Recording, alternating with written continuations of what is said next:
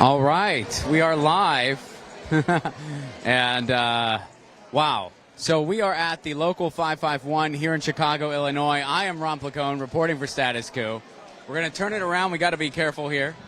We got a lot of wires. We got a lot of stuff. Hey, here's my face. You're not going to be seeing this face throughout the entire time. We're going to be streaming the event itself. Of course, it is just about to begin. There's a ton of excitement here. We got a bunch of interviews beforehand that we already recorded. We'll be dropping those for you very shortly. Please smash the like button. Tell your friends, tell your family, tune in. It's a Labor Saturday here in Status Coup land. And it looks like they're getting things ready. This is there's some guitars. There is a lot of excitement. We'll, of course, be streaming the event. Then after that, we'll be going to one of the gates where we're going to talk to some more people and stuff like that. But soon, we'll just be giving the event. We're Chicago Local 551. Yeah. I think I opened with that. Okay. But we're definitely at Local 551, day 23. And John's been here all 23 days. It's day 2 for me. And this is exciting stuff. This is really cool. They're about to get started. Guys, real quick, if you can, we would not be here if it wasn't for you. So thank you so much to all of our members who make this possible. Jordan has been on the beat. Tina's been on the beat. And now I'm here on the beat. John's been here since day 1. Colin's on the 1s and 2s remotely. And we're coming at you live. We're bringing this very important story to you. This is a historic strike. And we know how important a victory is here. I mean, this is so important, not just to the UAW, not just to the auto companies, but to labor in general in the United States. This is the pivotal moment we've been talking about for a couple years now. This is a big component of it. So it looks like things are kind of heating up here. So please smash that like button. If you can become a member, go to statuscoup.com/join. That's how we're able to do this. And tiers start at $5 and $10 a month. And yeah, I think we're going to turn it over. Let's go ahead and stream this. We'll be tuning in after. We'll be talking to people after. But for now, we're going to stream the event for you. Thanks for being here. Smash the like button. Tell your friends. Grab some popcorn. It's Labor Saturday.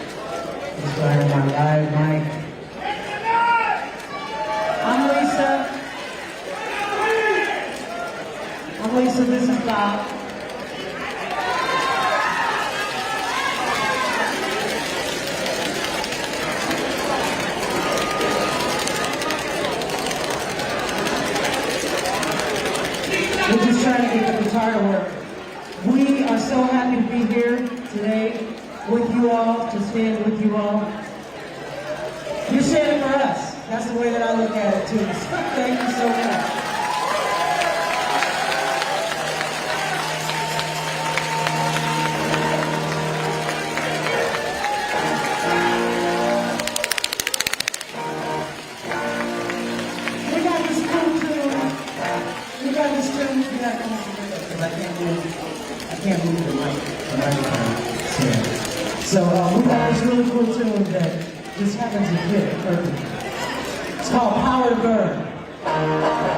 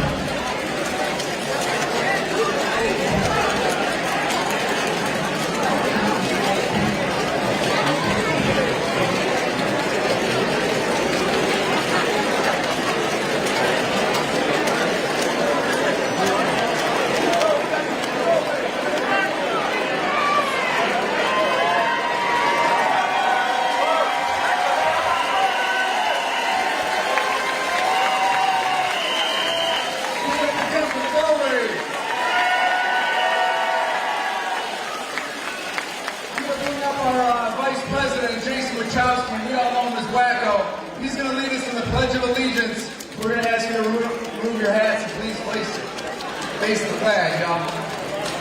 Give it up for Wacko.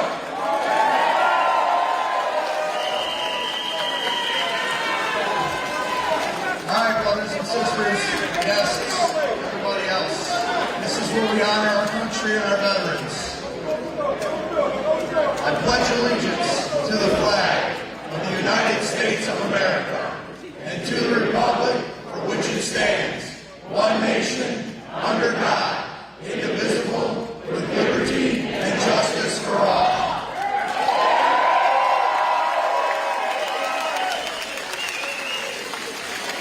We're going to do a moment of silence for everybody that's fought on the line, everybody that's fought for our country. We owe that to them. A moment of silence, please. All right, thank you. And now, brothers and sisters and guests, we got Chaplain Penn is going to come up and lead us in a prayer.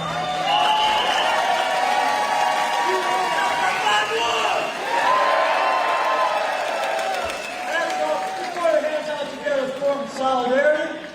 Father, we come before you right now. We're going to win this fight, this battle that we have. We're turning it over to you.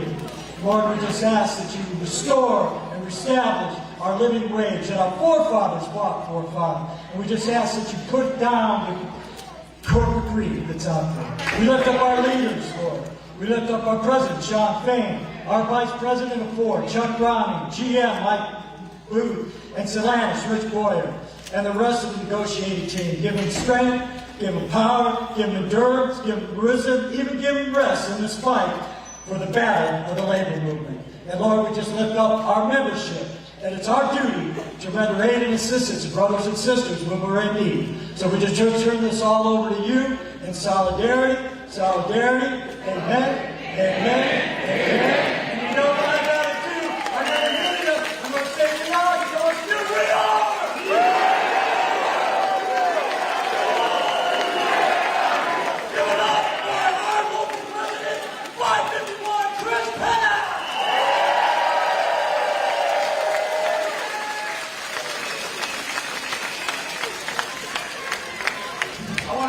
All the members of 551, because you know what? That logo means something. You see that logo?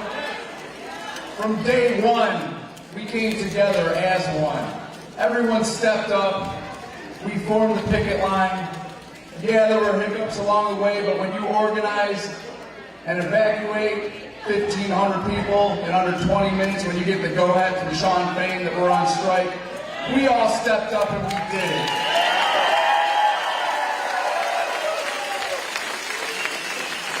Now we have 5 locations at each corner of the Ford campus down the street, and we're expanding as we go along, where our vehicles are being taken for repair work, and we have seen leaders in all of you. Everyone has stepped up and taken the charge, and we're moving forward together. We're writing history together.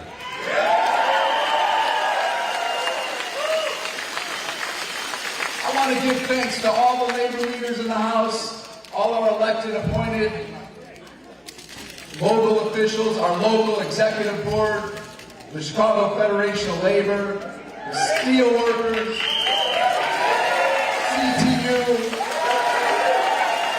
IBEW,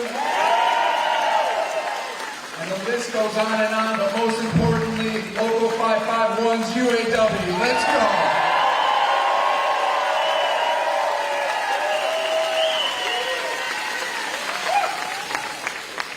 This journey has become full circle for me. I got to give thanks to my family for being here. My wife and my 8-year-old son are here. And, you know, he's running around these halls just like our chairman's little daughters run around about the same age.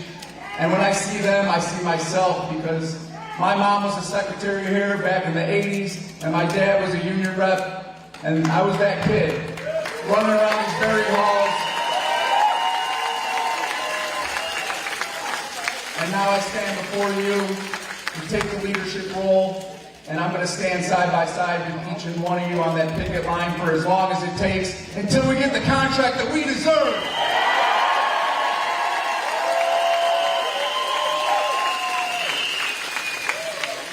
know, they said the Teamsters were going to disappear in the late 1800s when we invented the combustible engine because the Teamsters were drawing the horse and carriage.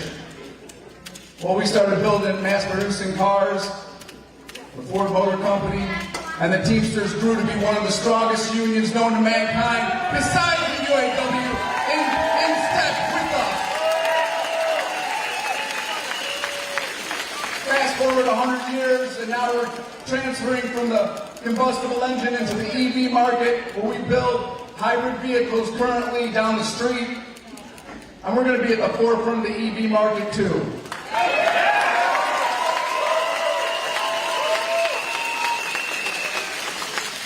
Technology is not our enemy, it's our friend. What we do is adapt and we build what drives America and the U.S. economy, and we're going to do it continually for another 100 years.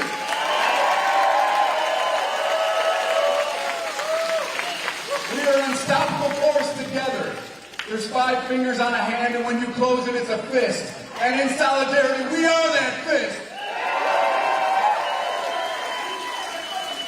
UAW, UAW, UAW, UAW, UAW, UAW, UAW. We see what happened during the recession. We gave up concessions. We see what happened in the pandemic, where we were considered non-essential employees, but we were essential to keep the economy going. We stood strong as union brothers and sisters died on the line. Our dignity has been chipped away. Our rights have been eroded, and we're here now to take a stand. That's why we're here for the stand-up strike. And we won't quit until we get higher wages, pensions for all, and our cost of living back.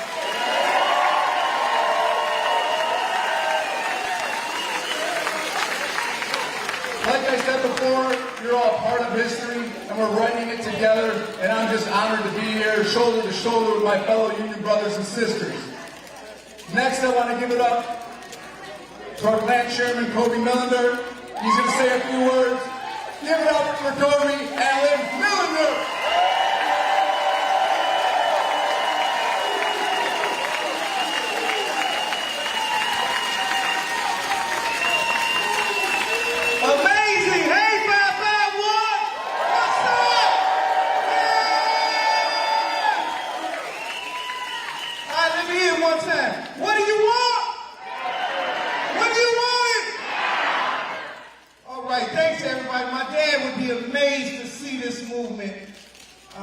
My dad worked 51 years at Chicago Assembly Plant, and he would be amazed. I know he's looking down. He's proud of each and every one of you.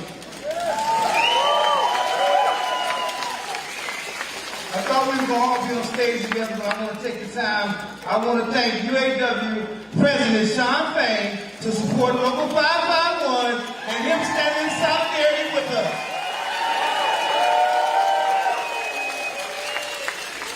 I also want to thank Reverend Jackson, I'm not here tonight, Mayor Johnson, and all the distinguished guests being here for standing with us in solidarity. We appreciate you guys.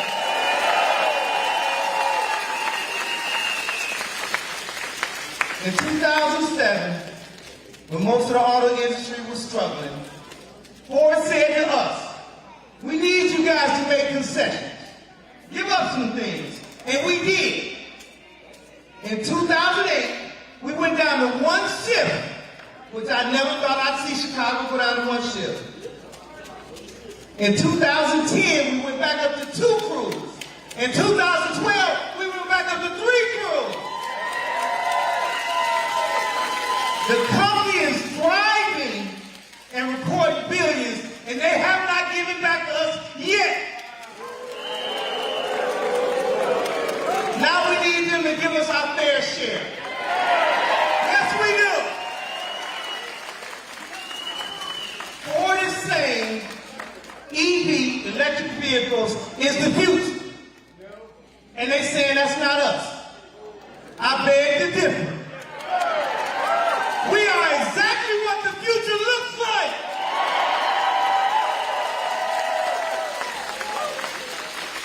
Hey guys, the art of war is to divide and conquer. It is an honor for me to be your chairman. I'm so proud of you, Local 551. You have all united together. I've seen the love you've been showing out there on the picket lines. I appreciate you. It's not a black, it's not a white, Hispanic, Oriental race. Every race is the face of the union. Every race.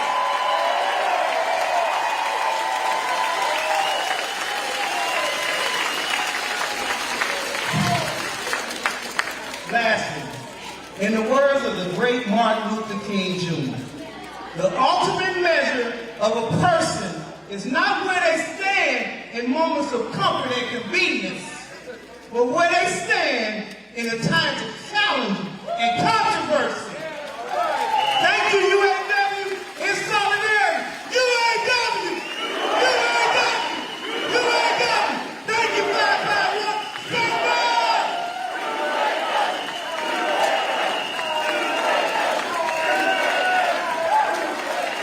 Is everybody fired up yet? We're just getting started, just like we just got started on that picket line. We're going to the finish, and we ain't stopping until it's done. We're going to see this thing through together. I want to give a special shout out to Shawn Fain's international staff that came in and supported us on processing our people during this time of need to get everyone their duties and make sure that they're registered for strike pay. So give it up for the international staff. They were key to help us move forward. I also want to give a shout out to our financial secretary, Steve Roman, who's battling stage 4 cancer, and he was put in a hospital earlier in the week. The stress has been a lot, but he's back out, and he's strong, and he supports us from his home.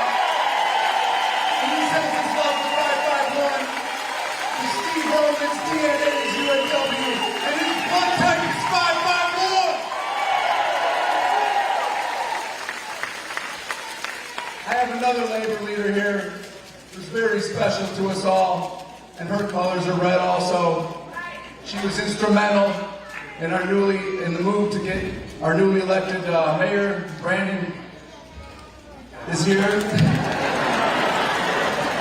I'm starting to lose my voice again and my train of thought too also, but before I forget, I definitely want to introduce Stacey Davis Gates, the president of CTU is here.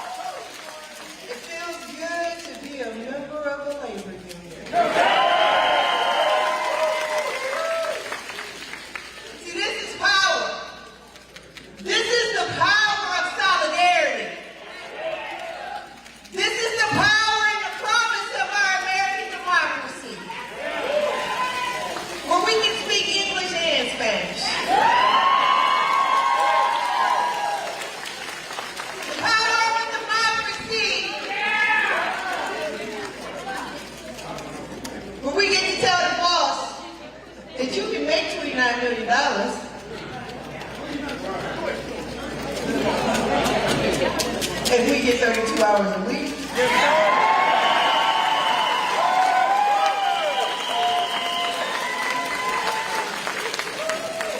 But somehow that doesn't feel powerful enough, UAW.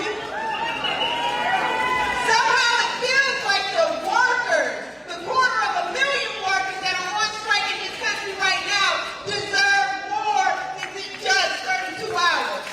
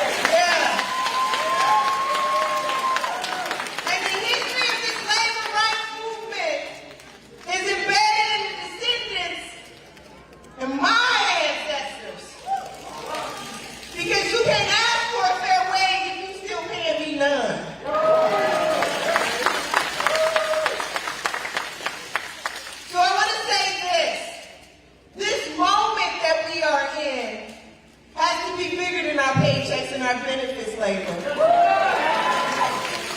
This moment that we are in has to be about demonstrating the solidarity through black and white. It has to be about solidarity that demonstrates love and equity and justice through man and woman. And it has to be one that also uses they and them. What I am telling you is that this solidarity that we are showing out with in this world is the only thing that stands between us and fascism. It is the only thing that stands between us and the inequitable distribution of this society's income. So I challenge you in this moment to fight for your paycheck and the paycheck of your neighbors next door.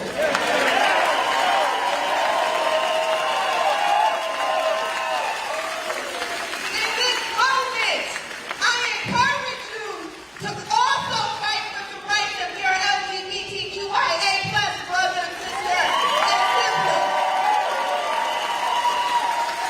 In this moment, you get to fight for our liberation, because if I ain't making nothing, you ain't either.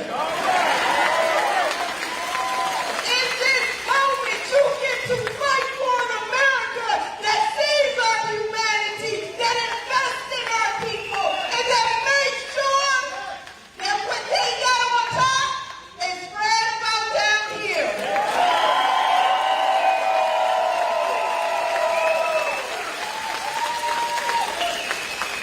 So let me make this clear. We ain't never just fighting for a contract. We are fighting for transformation. You use this contract campaign like Karen Lewis used her contract campaign back in 2012, and you transform.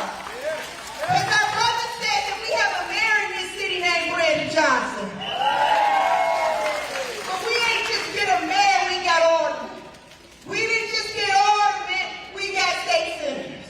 We didn't just get state senators, we got House of Representatives. We ain't just got them, we got Congress people, but let me tell you what's better than all of them. It is a movement that is ingrained and grounded, committed, loved, and dedicated to sharing the power and for fighting for the many.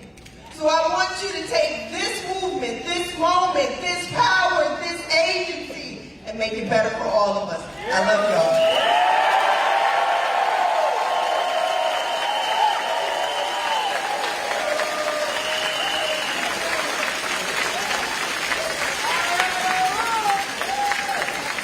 When I say union, you say strong. Union!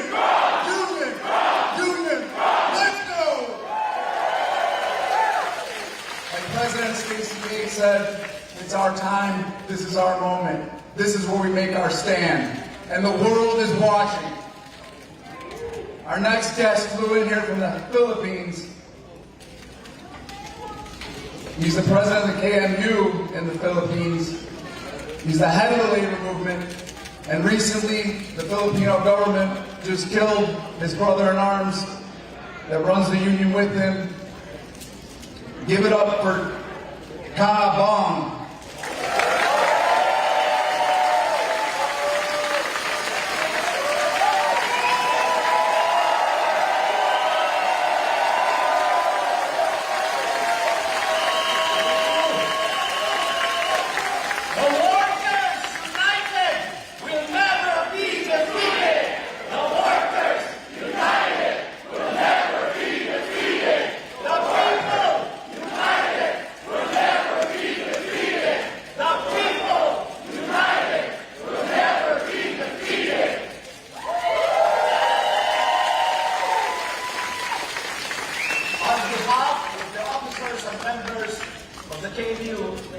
I bring you militant greetings of solidarity to the American workers and American people. I wish to thank you all for the warm welcome and working class solidarity accorded to me. Thank you to the UAW under the able leadership of International President Shawn Fain for inviting me and and giving me the opportunity to speak before the American workers and American people. I'd like to give my thanks to Brother Brandon Campbell of UAW Region 4, Chris Peña, who's president of UAW 551. Mayor Johnson, Brandon Johnson of Ulas, Sara Nelson of the FACWA, Stacey Davis of City. Thank you very much. Sisters and brothers, I am in deep grief today for two reasons. One, the Filipino workers are in mourning now as another organizer of my trade union center is brutally and cold-bloodedly murdered on September 29. Jude Tadeus Fernandez was an organizer since the time of the dictator Ferdinand Marcos Sr. The Philippine National Police came to Jude's abode and served a search warrant. What happened next is the usual narrative of the police that he fought back, and thus they found several bullets on him on close range. Jude is the 72nd victim of extrajudicial killings.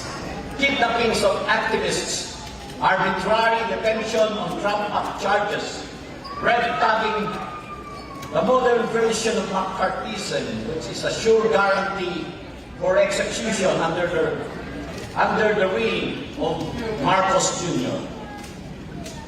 Sisters and brothers, these are not happy times in the Philippines for workers and poor people. Atrocities of trade unionists and human rights violations are relentlessly within the backdrop of low wages, joblessness, widespread poverty, and the intense corruption in the government of Marcos Jr. We know workers here have a struggle as well. Our sisters and brothers of the UAW are still in the picket line for a month now, while the Big Three remain recalcitrant in each attitude. Be that as it may, I wish to express our solidarity to the current struggle of the workers under the UAW.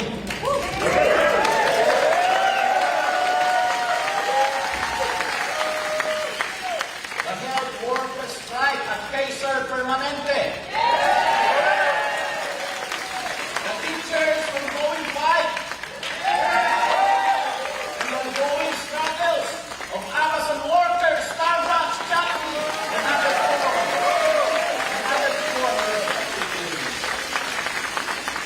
We all call for wage increase, and we strongly support the UAW on your demand. It is right and just.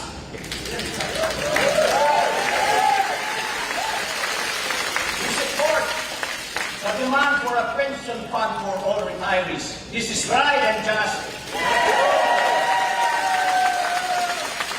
We condemn the implementation of a two-tiered reward system where workers hired before 2008 financial crisis have had higher wages and benefits compared to those workers hired after the financial crisis. This is not right. This is not just.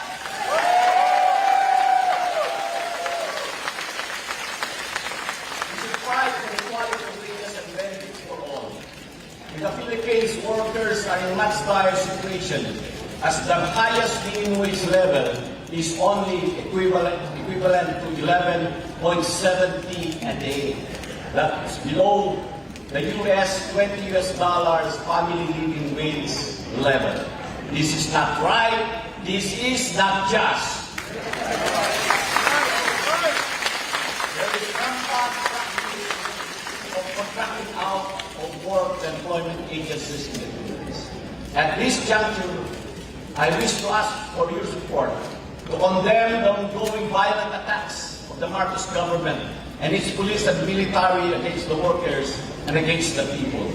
I wish to solicit your solidarity to call for the freedom for the many trade unionists still in jail due to ramp-up charges.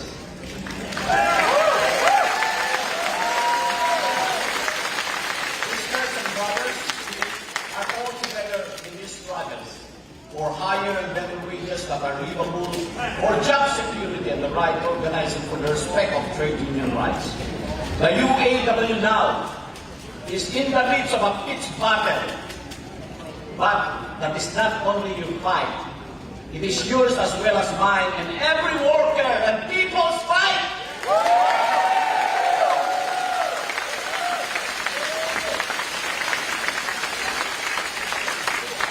There is no room for defeat. Only advance of the UAW fight and only victory for the workers' struggle assure victory is our victory as well as the people's victory. Yes, sir!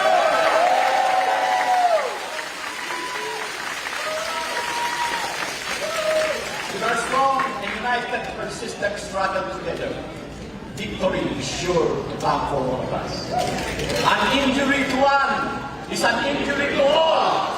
Injury to one. Victory for all. Victory for one. Victory for all. Victory for one. Victory for all. Victory for one. Victory for all. Only international solidarity.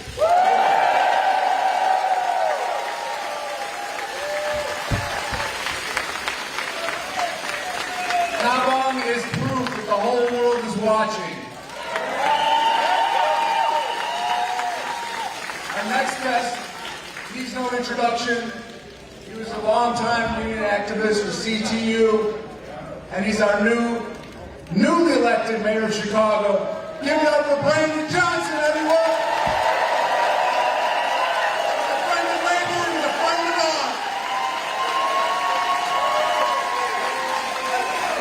Yo, what's going on, UAW? Is this a union town or what? It's the greatest freaking city in the world, the city of Chicago. Let me hear you make the noise that the world gets to hear as the labor movement is alive.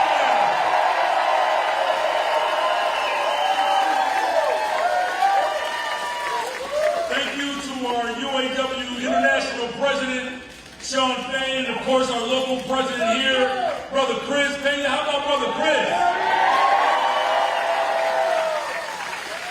You can tell Chris was built for this movement, isn't he? And of course, to my sister and friend, President of the Chicago Teachers Union, Stacey Davis Gates. President Sara Nelson is here today. Listen, let me just make this point. That you all are doing something that is transformational. Because this fight is about unraveling a system of inequities. This is about unraveling a system of disparities. This is about unraveling a system that wants to pit workers against workers, but we're not going to stand for it, are we?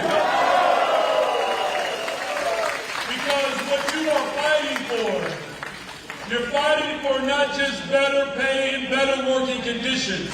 You're fighting for a better, stronger, safer Chicago. If you want an economy that works, you got to invest in the people.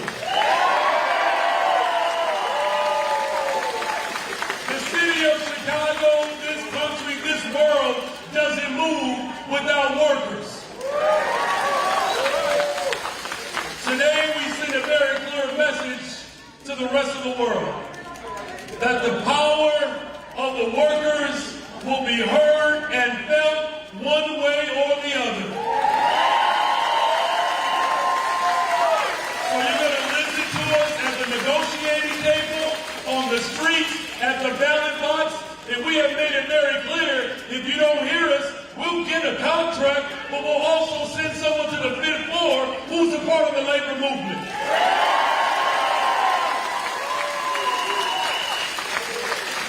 So rest assured that the fight that you are forging today is setting us up for wins in the future, and that we will never be ignored. We will not stand down on our principles. In fact, we're going to double down and say not only are you going to give us better pay and better working conditions, we need affordable housing, we need better transportation, we're fighting for climate justice, that the entrance of corporations that continue to profit from the misery that they created, we are saying as workers, enough is enough. Let's build an economy that works for everyone. UAW, you are sending a message across the globe. Black, brown, white, this multicultural, intergenerational movement that is invoking the spirit of those who came before us. We will not be moved. UAW, you are heard. You are loved. You are appreciated. Power to the workers. Power to the people. We won't stop until we get everything that we deserve. My name is Brandon Johnson, and I am a proud member of the greatest movement in the world, the labor movement. God bless you all.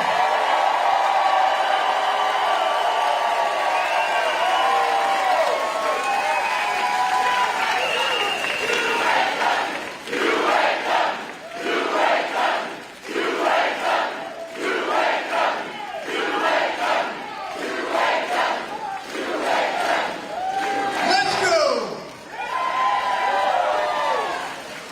Mayor Brandon is a direct example of a quote that Walter Reuther said back in the 40s. And there's a direct correlation from the bread box to the ballot box. And our mayor is a direct result of that. Behind me is our charter flag. We were established in 1935, and Walter Reuther's signature is on that charter next to it.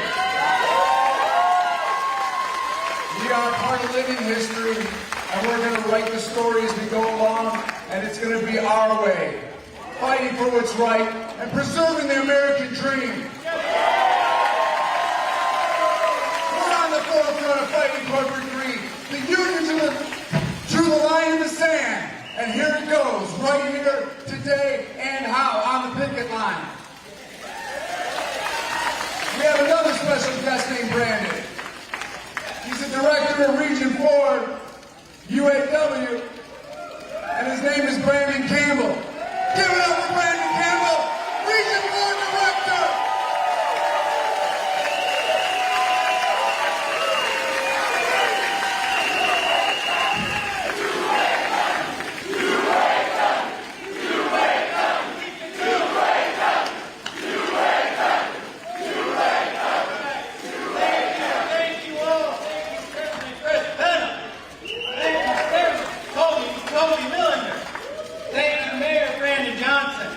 Thank you, 551, for having me here today.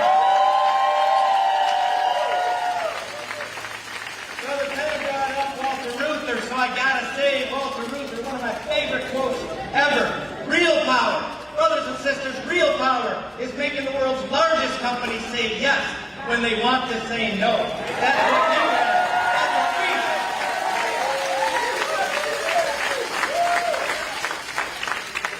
I'm going to get serious, I'm going to get sentimental for a minute because you all have families. My wife Kathy is here today. I want to give a heartfelt shout out to every single child, every single spouse, every single family member, to all of you, to every one of your elected leaders. They're in this fight too. Their support allows us all to keep going because we all know, they all know, one day longer. We all know, one day longer, one day stronger. One day longer, one day stronger. Look, I talked to Vice President Browning this morning. He sends his love. He, the bargaining team, and of course, President Fain are working hard to get this record contract over the finish line. When they get tired, when they get down, when they see all of you standing up in solidarity, that fuels their fire in their belly. So keep it up, brothers and sisters.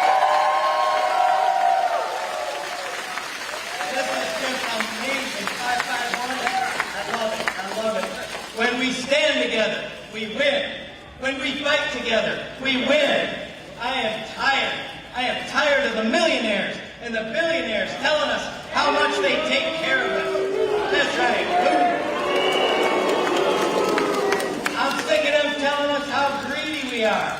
Their profits are up through the roof off our labor. Their jets, their mansions, their yachts are all bought with our labor. Labor creates all wealth. Labor creates all wealth. CEOs don't create any freaking wealth. You do.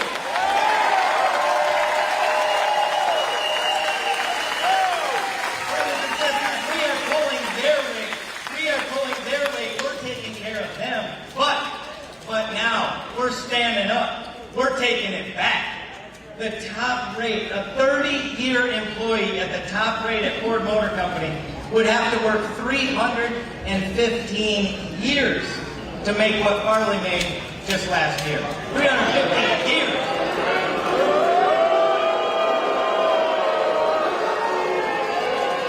I never thought I'd be so happy to be at a podium and get moved. Brothers and sisters, Mother Jones said it. All nations have failed when wealth collects in the hands of a few. Think about that. All nations have failed when wealth collects in the hands of a few. Brothers and sisters, we are stopping that. We've got the power. We are standing up. We're taking it back. 551, it's our time. And damn it, it's about time. And we are standing up. We're standing up to take our economy back. We're standing up to take our country back. Record contracts come from record profits, right? Record profits equal record contracts. It's awesome to see working people coming together in the streets, coming together on the picket lines, coming together right here in this local union hall, 551.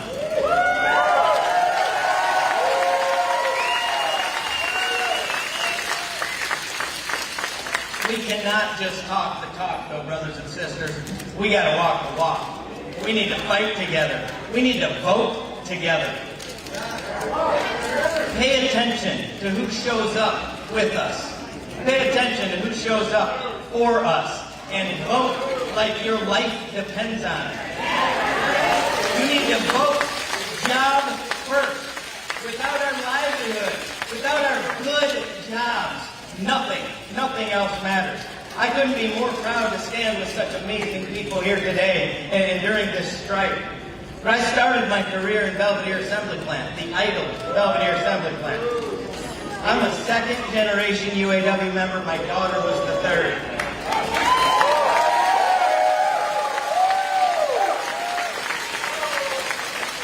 Our story, my family story, is the story of thousands, tens of thousands of workers across this country, a story too many of you know all too well. I watched as a big part of my family loaded up their car and moved hundreds of miles away because of the insatiable corporate greed of these companies.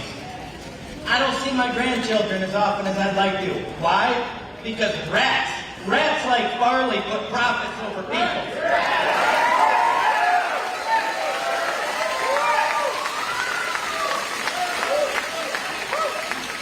We need to flip that script, brothers and sisters.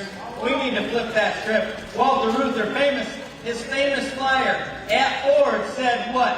Unionism, not Fordism. Right? Unionism, not Fordism. We need a modern version of that flyer, brothers and sisters, because Farley may be the boss, but we don't work for him.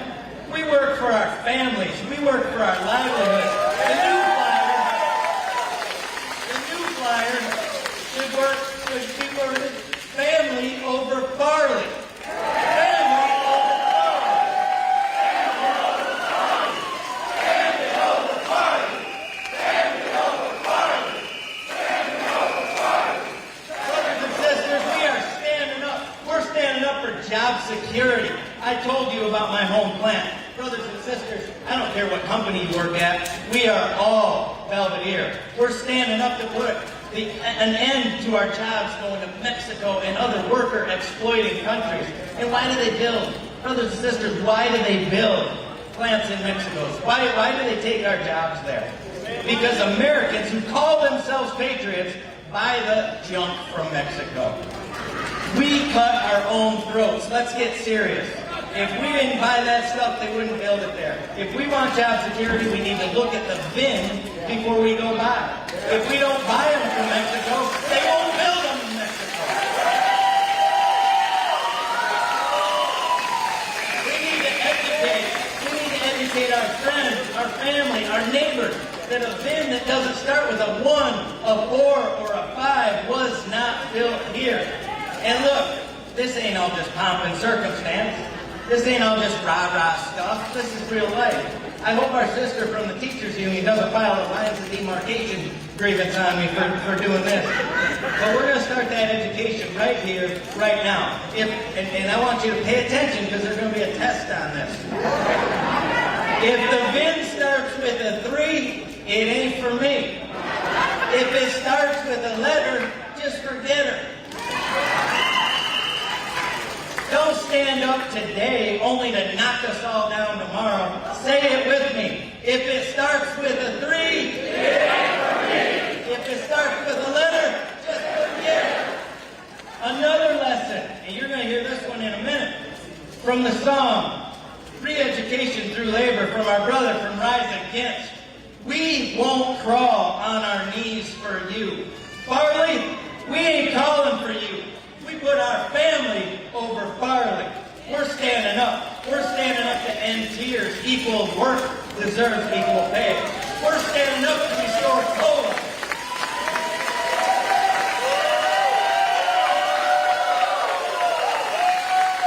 They drive these prices up. They drive inflation. Our wages must keep up. We're fighting for COLA. And after decades, brothers and sisters, after decades of breaking our backs for their hoarded gold, we will win dignity in retirement. Look, there ain't no power like the power of the people.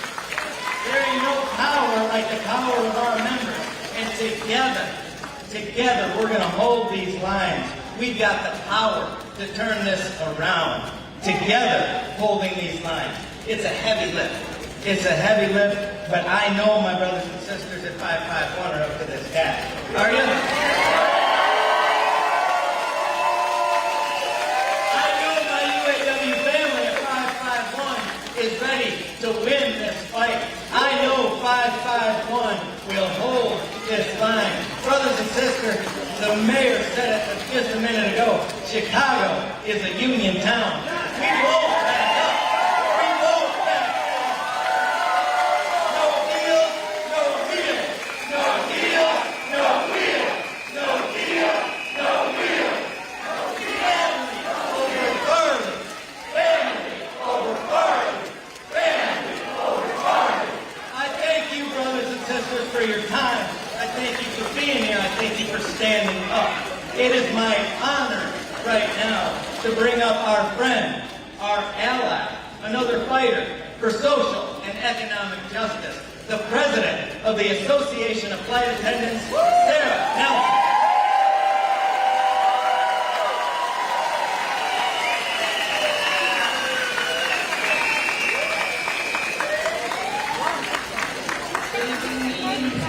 The prairies, and the cities where they train, dug the mines and built the workshops, endless miles of railroad lane. Now we stand outcast and starving amidst the wonders we have made, but the union makes us strong.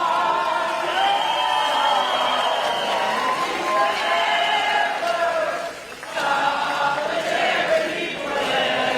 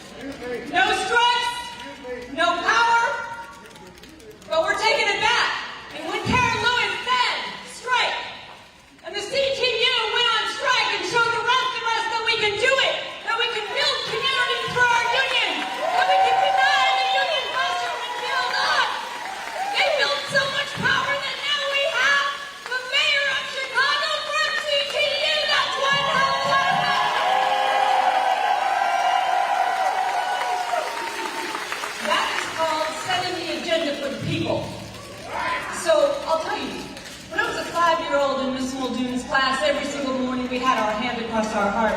And we said that pledge of allegiance to the flag that ended with indivisible, with liberty and justice for all. Now, I thought that that was a solemn promise to the other 5-year-olds. I can still see their faces looking up at that flag. But we have yet to deliver on that promise. But here's the thing. This stand-up strike right here, this is our opportunity to deliver on that promise. This is our opportunity to show the working class that we have power when we come together. We can set the agenda for the people. We can make this country our country. The great labor organizer, Mother Jones, said over 100 years ago, when we were fighting for all the things that built up the labor movement, right? The applause lines that now are about Labor Day and the weekend, 40-hour work week, the 8-hour day, sick leave, all these things. Well, hell, we're fighting for all those things again. Yeah. She said, the capitalists say there is no need of labor organizing, except the fact that they themselves are continually organizing shows us their real beliefs. The capitalists want the most labor for the least amount of money. Labor wants the most money for the least amount of labor. Hey, be proud of that. That's right. That's right. I was at an HR conference a couple days ago. Oh my God, I don't know why I did that. But people were saying, aren't unions afraid of technology? No, I said we're going to put it in our pockets. So I was out on the picket line in Toledo, and people are testifying about working 6/10s, 7/12s. I told them, I said, don't worry, we're not going to lose jobs. We're all just going to have better jobs, and one job should be enough. So this is what I'm going to leave you with. There are 4 Ds of union busting. The corporate elite has been trying to tell us we should feel lucky to have a job. Well, we're here to tell them you should feel lucky to have our work.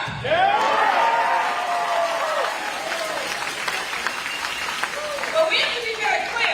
The 4 Ds of union busting have gotten in our way. Divide, delay, distract, and demoralize. I'll tell you something, I'm going to work my way back. This crowd is not demoralized.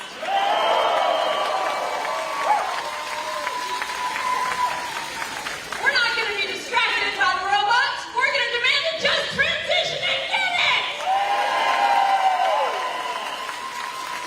And they think they're going to delay us?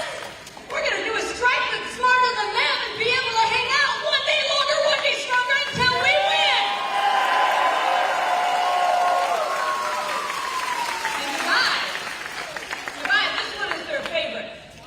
But in this room right here, I see every gender, race, color, and creed. We are the working class, and we are building up the power, and as Shawn Fain says, we're going to wreck the millionaire economy and build up our own.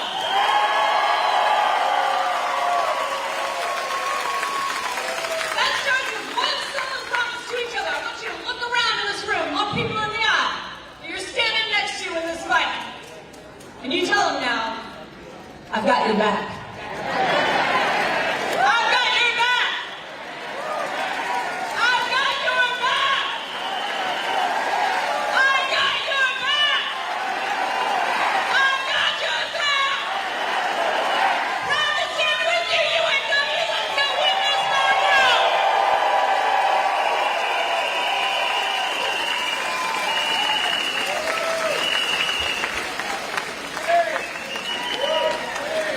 Give it up to say that again, y'all. 551 strong, built on Torrance Ave, built on the south side of Chicago, keeping the American dream alive. Next, we got another union brother. Y'all might know him from he's the lead man at a band called Rise Against. Give it up for Tim McElrath, y'all.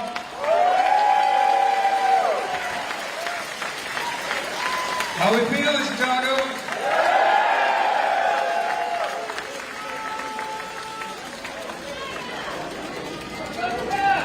I play in a band called Rise Against here in Chicago. We are members of the Chicago Federation of Musicians, Local 10208.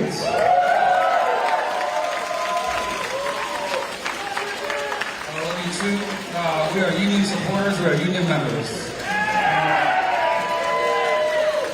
I'm just here to play some songs for you, just a couple of songs, alright? Is that cool? There we go. Well, when this band started, we played a lot of places just like this all around the country. Union halls let us in their doors on a Friday night, let us play for our friends, and we pulled up in vans or trailers. So in some ways this is familiar.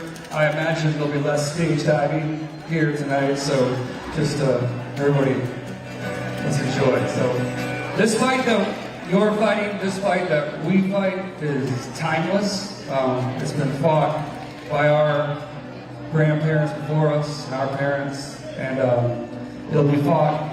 The people that you're fighting for are still in the future. So the fight you fight is for everybody else as well, not just you. So it's important what we do here, right? And to show that honor, you play an old Union song. Pete Seeger made it famous. It's called Which Side Are You On?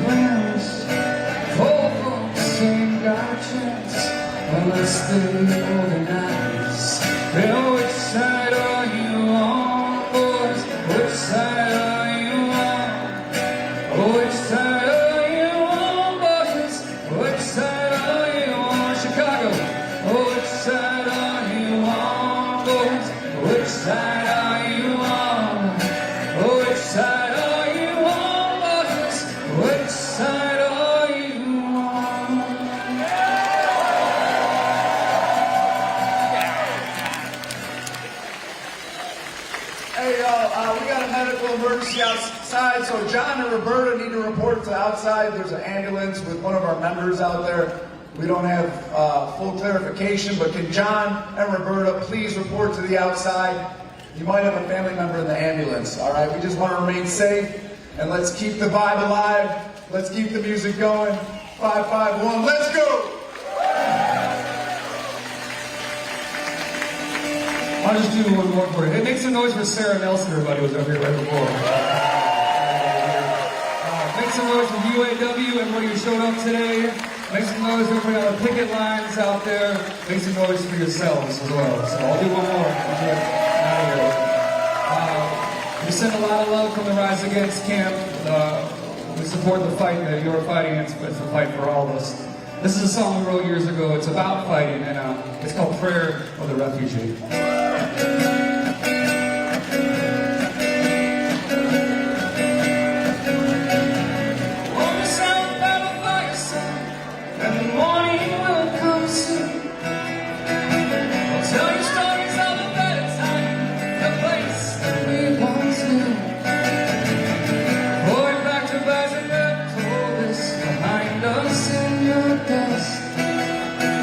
With a place that we can call home and a life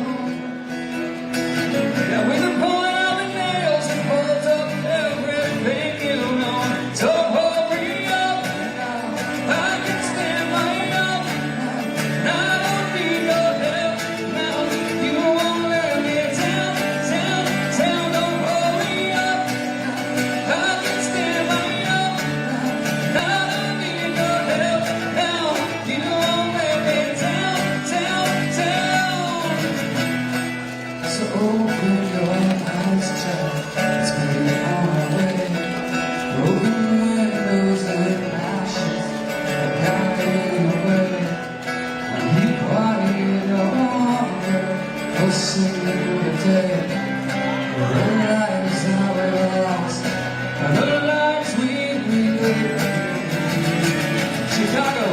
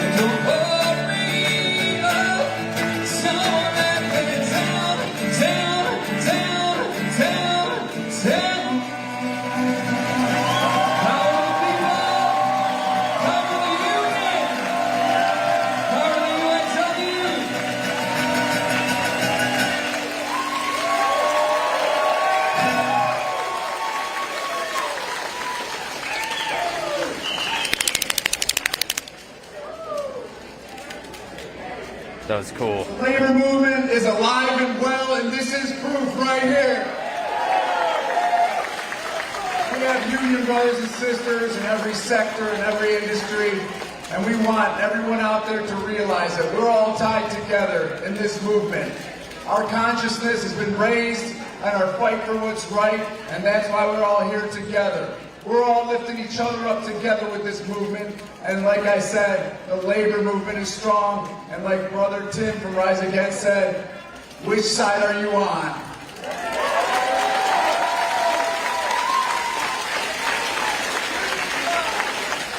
Next, I want to introduce a man that needs no introduction, because you all voted for him personally and put him in place, and he is our mouthpiece. He is our voice for the future. He's our UAW president. Give it up for Shawn Fain!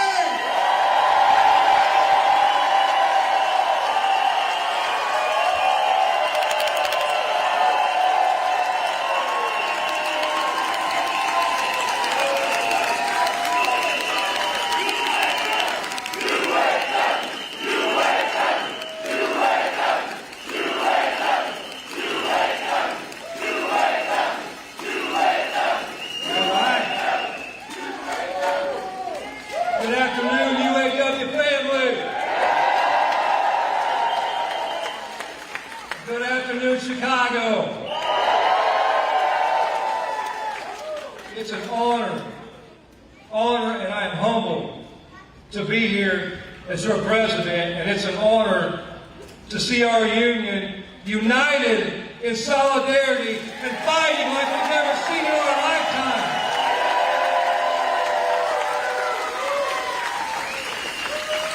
I got to tell you something. I'm looking down right now. I see one of my heroes, Reverend Jesse Jackson here. I'm humbled.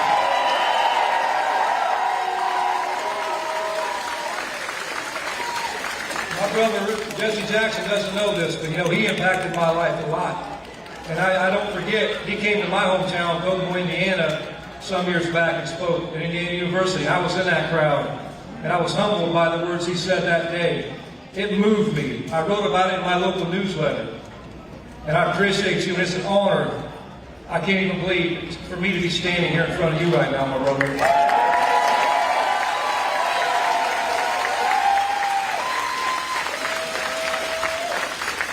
The city of Chicago holds a special place in the labor movement, past and present. It's the home of the mighty Local 551.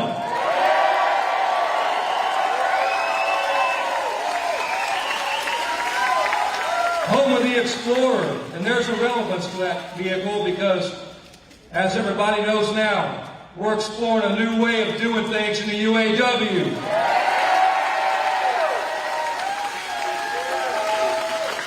And I can't speak here today without recognizing our UAW family at Belvedere. That's what we're here today. That's what it's all about. That's what this fight's about.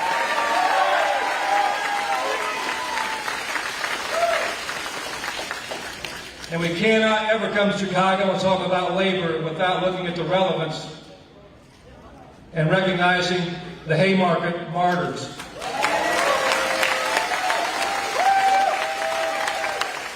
137 years ago, thousands of workers in this city were on strike, just like our UAW members today.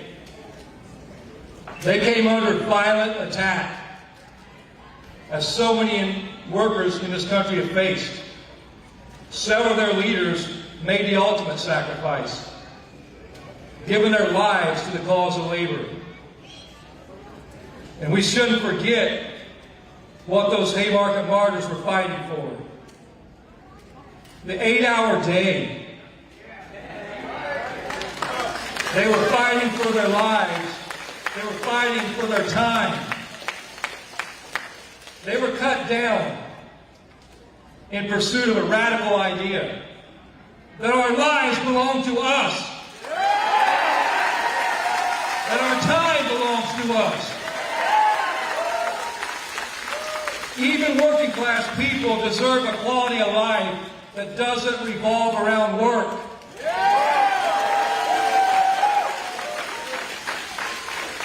And we all know today not much has changed because the fight to reclaim our lives is not over.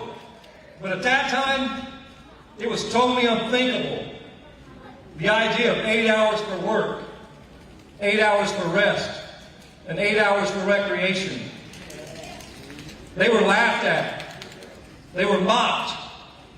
And they were ridiculed for fighting for such a crazy thing.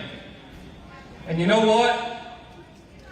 We at the UAW today are being ridiculed and mocked for our demands too. But the CEOs and the cronies forget about the working class, and they forget about one thing. We've got the power!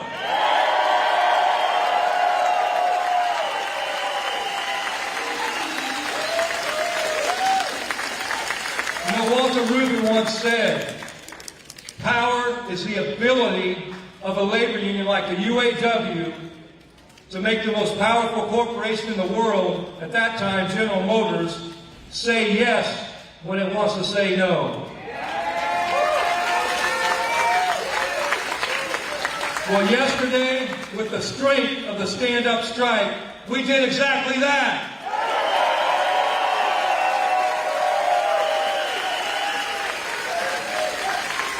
For months, they said a just transition with the EV industry was impossible. That workers who make engines and transmissions were going to be left behind in a green economy. And we said, hell no!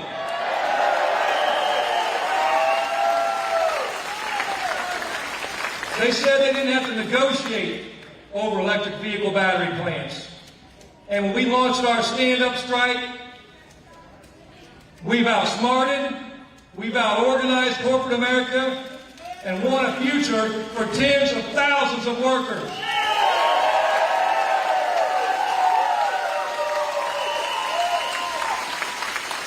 And we're going to keep going until we win social and economic justice at the Big Three and beyond.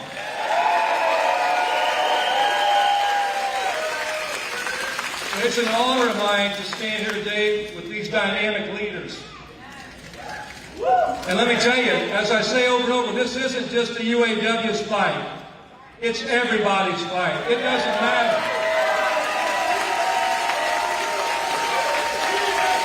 It doesn't matter if you're a union. It doesn't matter if you're non-union. It doesn't matter. We all have the same thing. We all go through the same issues. I've been there. I've lived it, and I've bled the ground, and we all have. It doesn't matter if you're a teacher. It doesn't matter if you're an airline attendant. It doesn't matter if you're an auto worker. It doesn't matter if you work at Starbucks. It doesn't matter if you work at McDonald's or Walmart. We're all the same, and we're being left behind.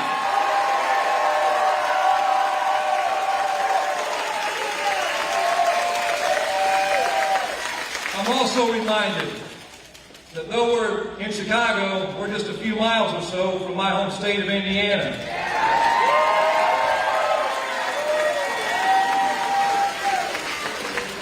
And I'm reminded of my roots as a UAW member and as a member of the working class.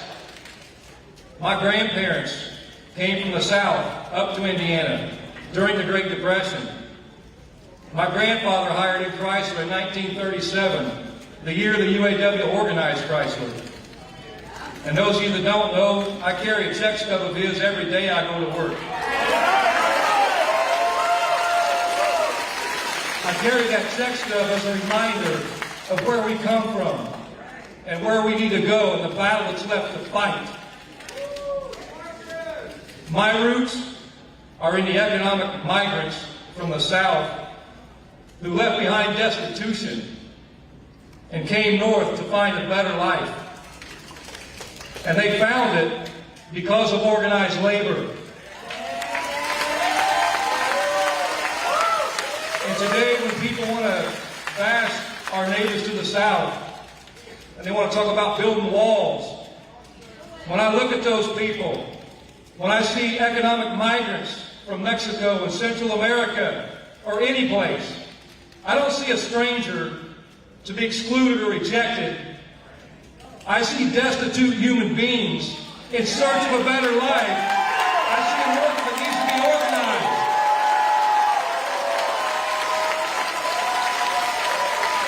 I see my own grandparents, and the only difference between those people and my grandparents is that my grandparents were lucky enough to be born in America. That's it. Destitution does not know borderlines.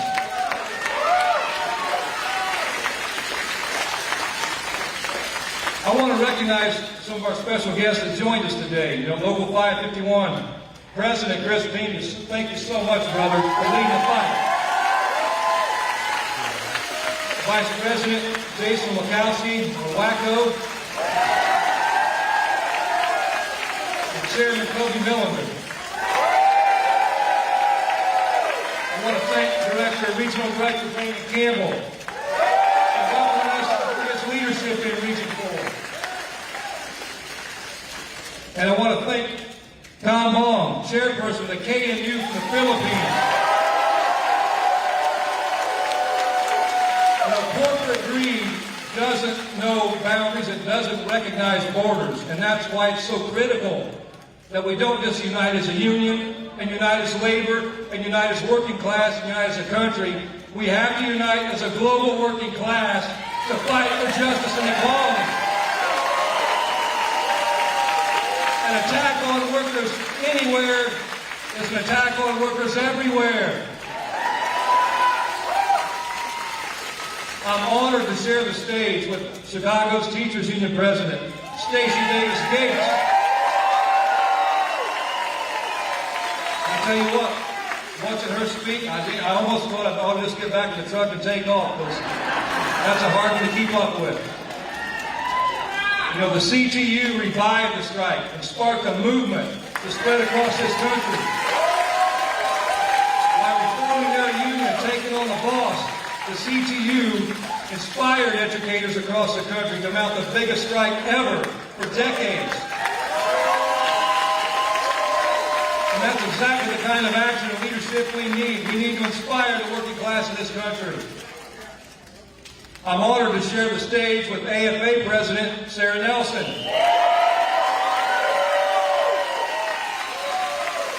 She's shown that there's a different way to lead a national union in this country. You can be loud and proud, and you can inspire and challenge the status quo. You can say the word strike. President Nelson was the architect of the chaos strike with AFA in the 90s.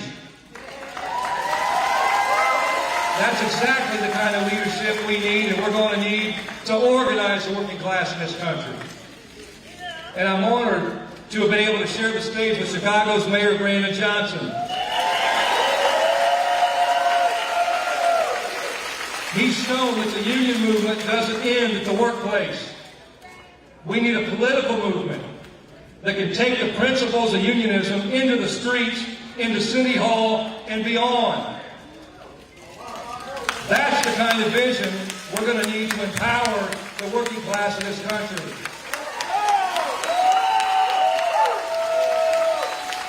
You know, through the UAW, great leaders in American history, such as Walter Reuther, Dr. Martin Luther King, and our brother Jesse Jackson, who's here with us today. They laid out plans for a future that many only dreamed of before. And today we find ourselves in familiar territory. The UAW holds a historic place in our nation's history.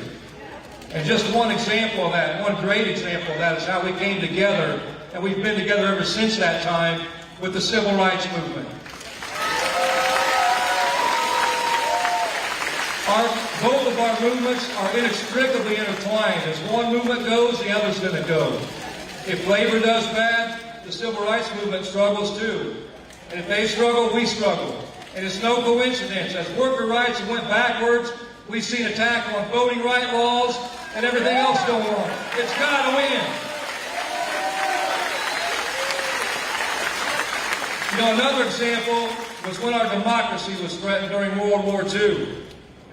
UAW members were essential in building jeeps, in building tanks right here, and the B-24 Liberator bombers. That was called the arsenal of democracy. And that democracy, that arsenal of democracy, was a vision of UAW President Walter Reuther. He had the vision of converting the excess capacity of our auto plants at that time and able to make us be able to build a movement where we could produce airplanes and tanks and all those things without having to build new factories because we didn't have time to do it. And the sad irony of that is, just as today, you know, we don't have any respect from the boss class, from the CEO class, and the corporate class. And when Walter Reuther presented that idea back in the day, he was laughed at and mocked by the big three CEOs, who basically told him, let us handle the car business, you stay in your lane. But the reality of it was, when Pearl Harbor happened, President Franklin Delano Roosevelt went to Walter Reuther and they adopted that plan. And we don't get credit for that today. President Reuther's arsenal of democracy, which was employed by FDR and built by our labor, is what was one of the main integral pieces of us winning that war. And after the war, American workers found themselves in a situation that parallels where we find ourselves today. During the war, inflation had soared, leaving pay increases meaningless. And the UAW was fighting at that time, after the war, for a 30% increase in wages. In arguing for those increases, President Reuther stated at that time, and think about this because it applies exactly to today, his exact words at that time were, the economic facts of life prove wages can be increased without increasing prices. Increased production must be supported by an increase in wages, and it's only possible through an increase in wages. The industry can pay higher wages out of the high profits it's making. Sound familiar? These auto companies could double the price, they could double our wages and not raise the price of vehicles, and they would still make billions in profits, but they refuse to do it. The UAW workers at that time ended up getting an 18.5% increase over the course of that agreement. And today, we're in almost exactly the same situation. Record profits, high inflation, which has rendered our pay increases meaningless, and the companies can afford to raise wages without increasing the price of vehicles. Just like 80 years ago, today, our union is again building the arsenal of democracy.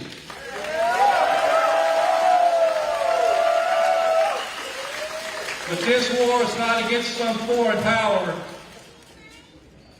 The front lines are right here in our homes. It's a class war on humanity. It's a war of the working class versus the billionaire class and corporate greed. And we are the arsenal for democracy. The workers are the liberators. And the strike is our vehicle for liberation.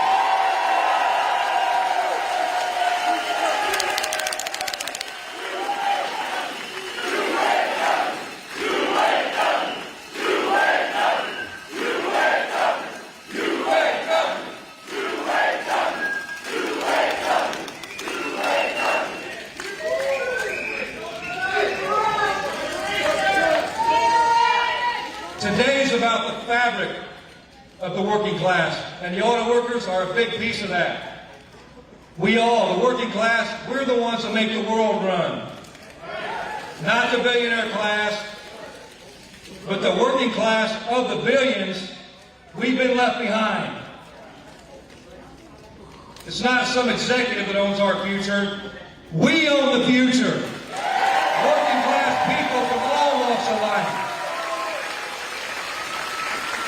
It's what we decide to do together that will shape the future that we leave for the next generation. And that's an economic reality that these corporate executives don't want to acknowledge.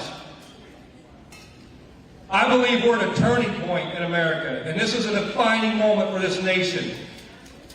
Nearly 4 out of 5 Americans stand with us and support the stand-up strike as it keeps growing.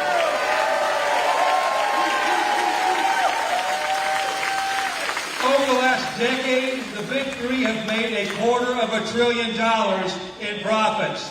In the last 6 months alone, they've made over $21 billion in profits.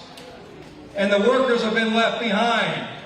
In the economy of the Big Three and the corporate class, the CEOs get everything, and the workers get left behind. In their economy, workers live paycheck to paycheck while the CEOs buy another mansion. In their economy, we make all the sacrifice and they take all the profit. They want to use scare tactics, saying we're going to wreck the economy. But we're not going to wreck the economy. We're going to wreck their economy.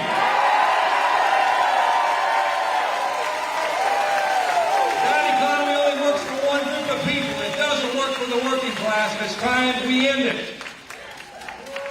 Their economy is cruel. Their economy has no regard for humanity. And we've seen it. We've seen the result of it as the great chasm between the rich and the poor has grown to an enormous disparity over the last 40 years.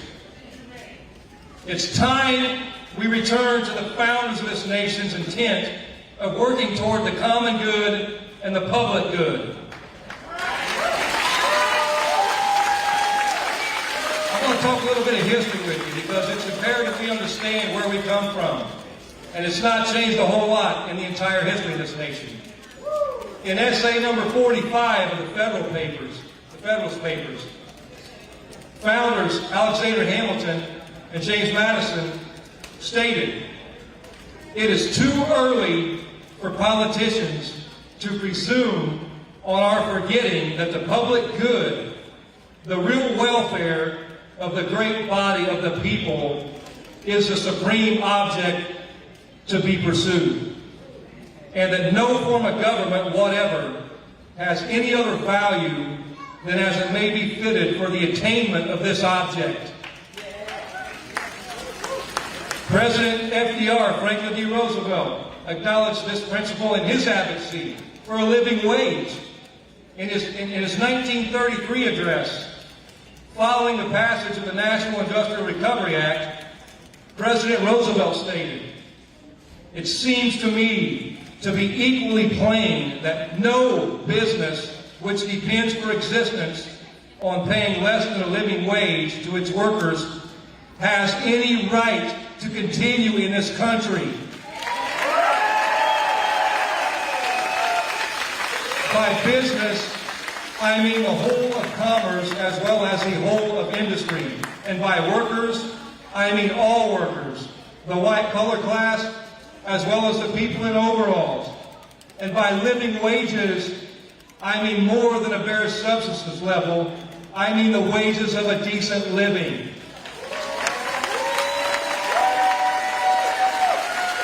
You know, the parallel conversations between the founders and over 100 years later, President Roosevelt, and 90 years later to today are not by accident. Today we see a federal minimum wage of $7.25 per hour. That's not even a bare subsistence level. And it's sure as hell not a wage that provides for a decent living. The corporate and billionaire class has led the public to believe the minimum wage is for teenagers in summer jobs.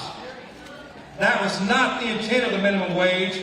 The intent was exactly as FDR stated, to be the floor that we set to provide a decent living.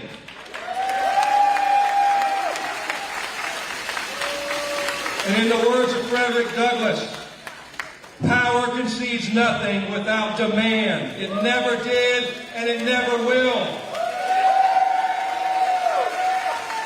Find out just what any people will quietly submit to, and you have found the exact measure of injustice and wrong which will be imposed upon them. And these will continue till they are resisted with either words or blows or both. The limits of tyrants are prescribed by the endurance of those whom they oppress. UAW family, it's our mission to turn the system of corporate greed upside down.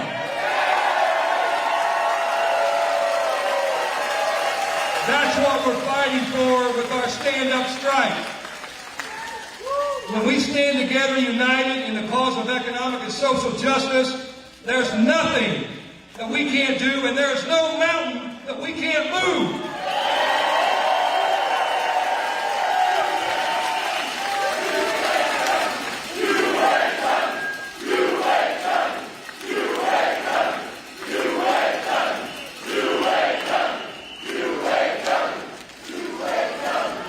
Our solidarity is the solution to the problem that we face as a nation and as a world.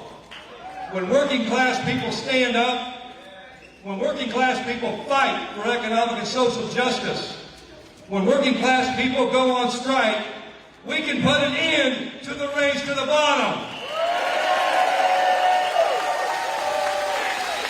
We can stop the struggle living paycheck to paycheck. We can take our lives back. We can take our time back. And we can build an economy that works for the working class and for all of humanity. UAW family, this is our generation's defining moment. And it's time for the working class to stand up and stand together.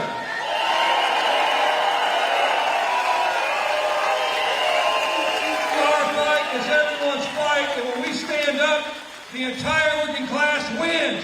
Let's get to it. Thank you.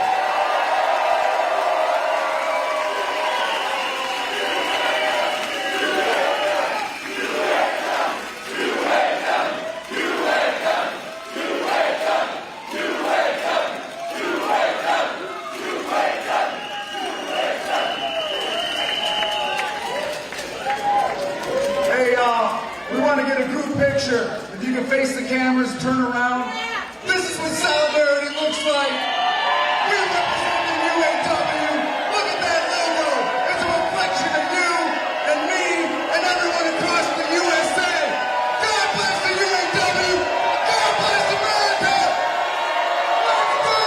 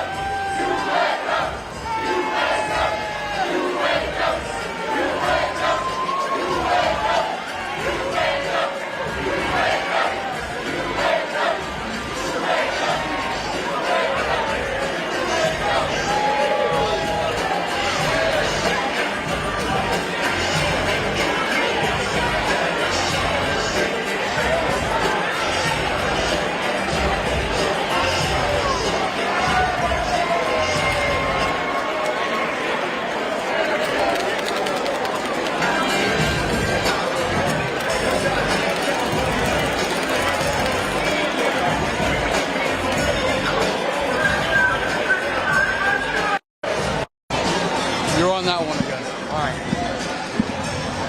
So just let people know we're gonna. All right, guys. We are going to start making our way to the next location. We'll be chatting with some people.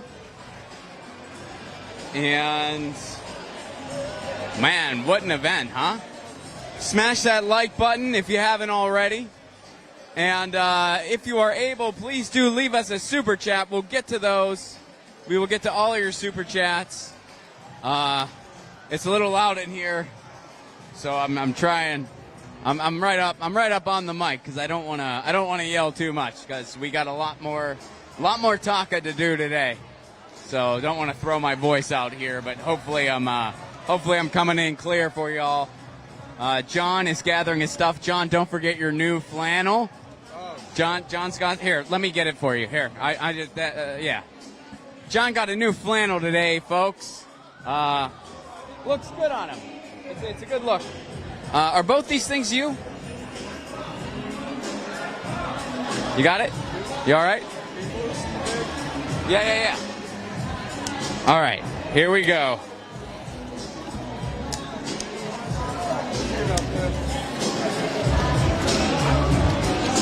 All right, we are descending upon the stairs. I'm behind John because I am 5'4" and a short guy leading the way. Thank you so much. Yeah, we're gonna be outside. Yeah. All right.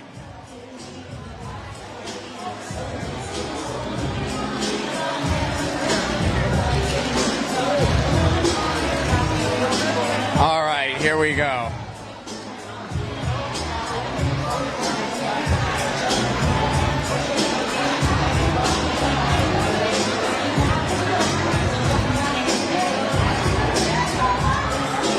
All right, 56 years.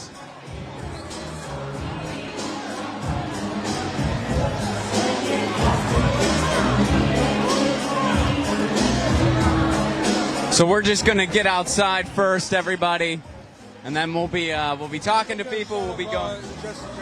All right.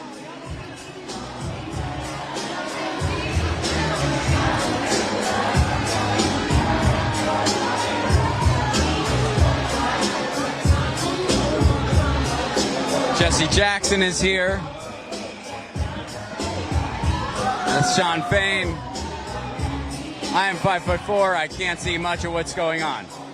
If somebody had a ladder for me, I could better report what exactly is happening, where John's camera is. We're exiting.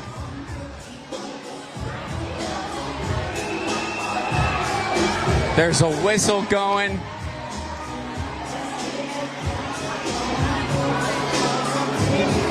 Solidarity. Yeah.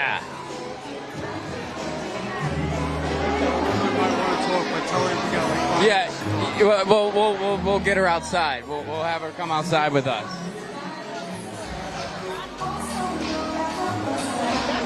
Yeah. She's coming outside with us, right?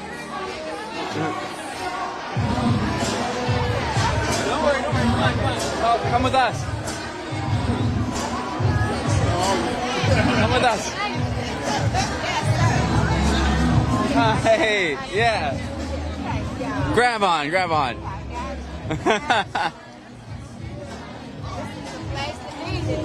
Yeah, no kidding.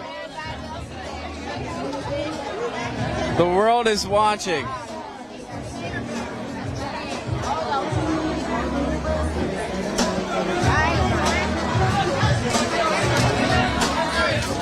All right, John, let's find some space, my friend. Let's find some space. This is the place to be. All right, here, we want to stay out of their way. Thank you, my friend. I love you, Thank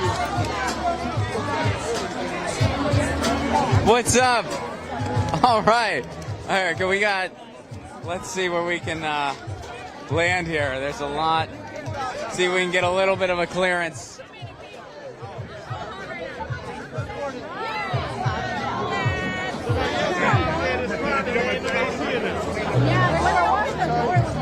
All right.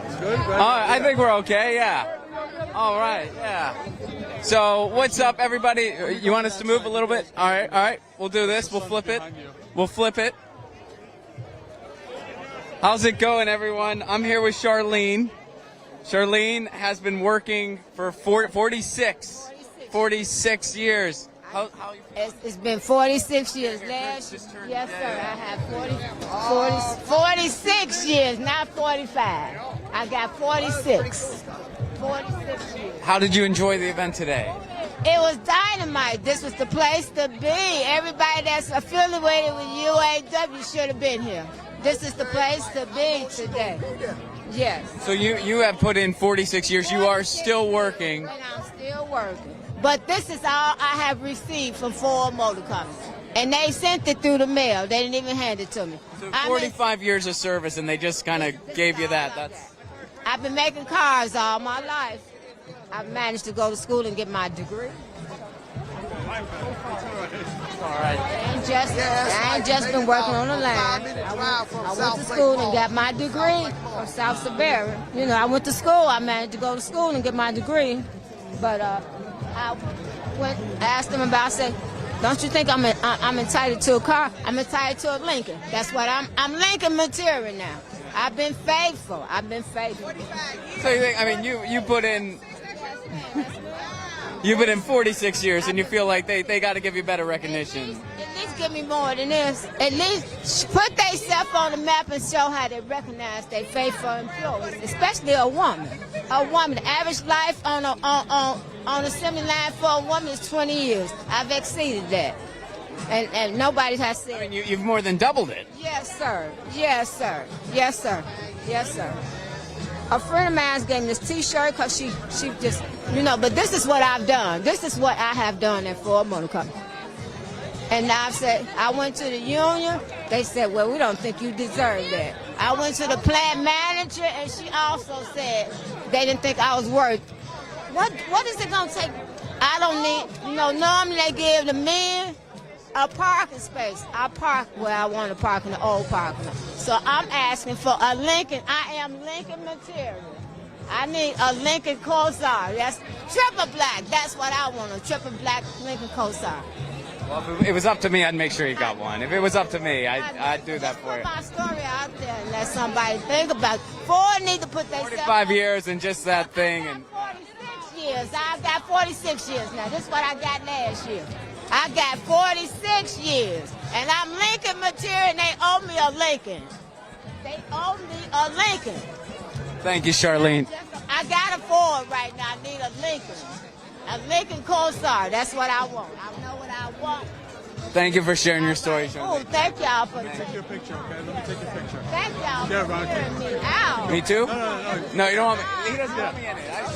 I think she wanted me in it, but John didn't know. Ready? 1, 2. Thank you very much. Thank you, Charlene. Be well. Good luck, Y'all got a okay? car? I don't have a card. Not us on on- us, but on yeah, we're YouTube. just right on YouTube. Status Coup. Y'all know I'm not. All I've been doing is working on my What can I expect? Thank you. What can I expect? Well, we're live right now, so we're live on YouTube.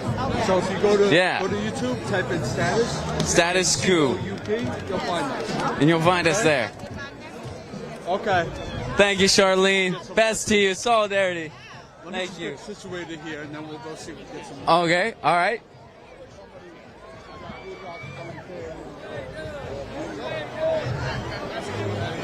What's up, everybody? We're just trying to sift through the.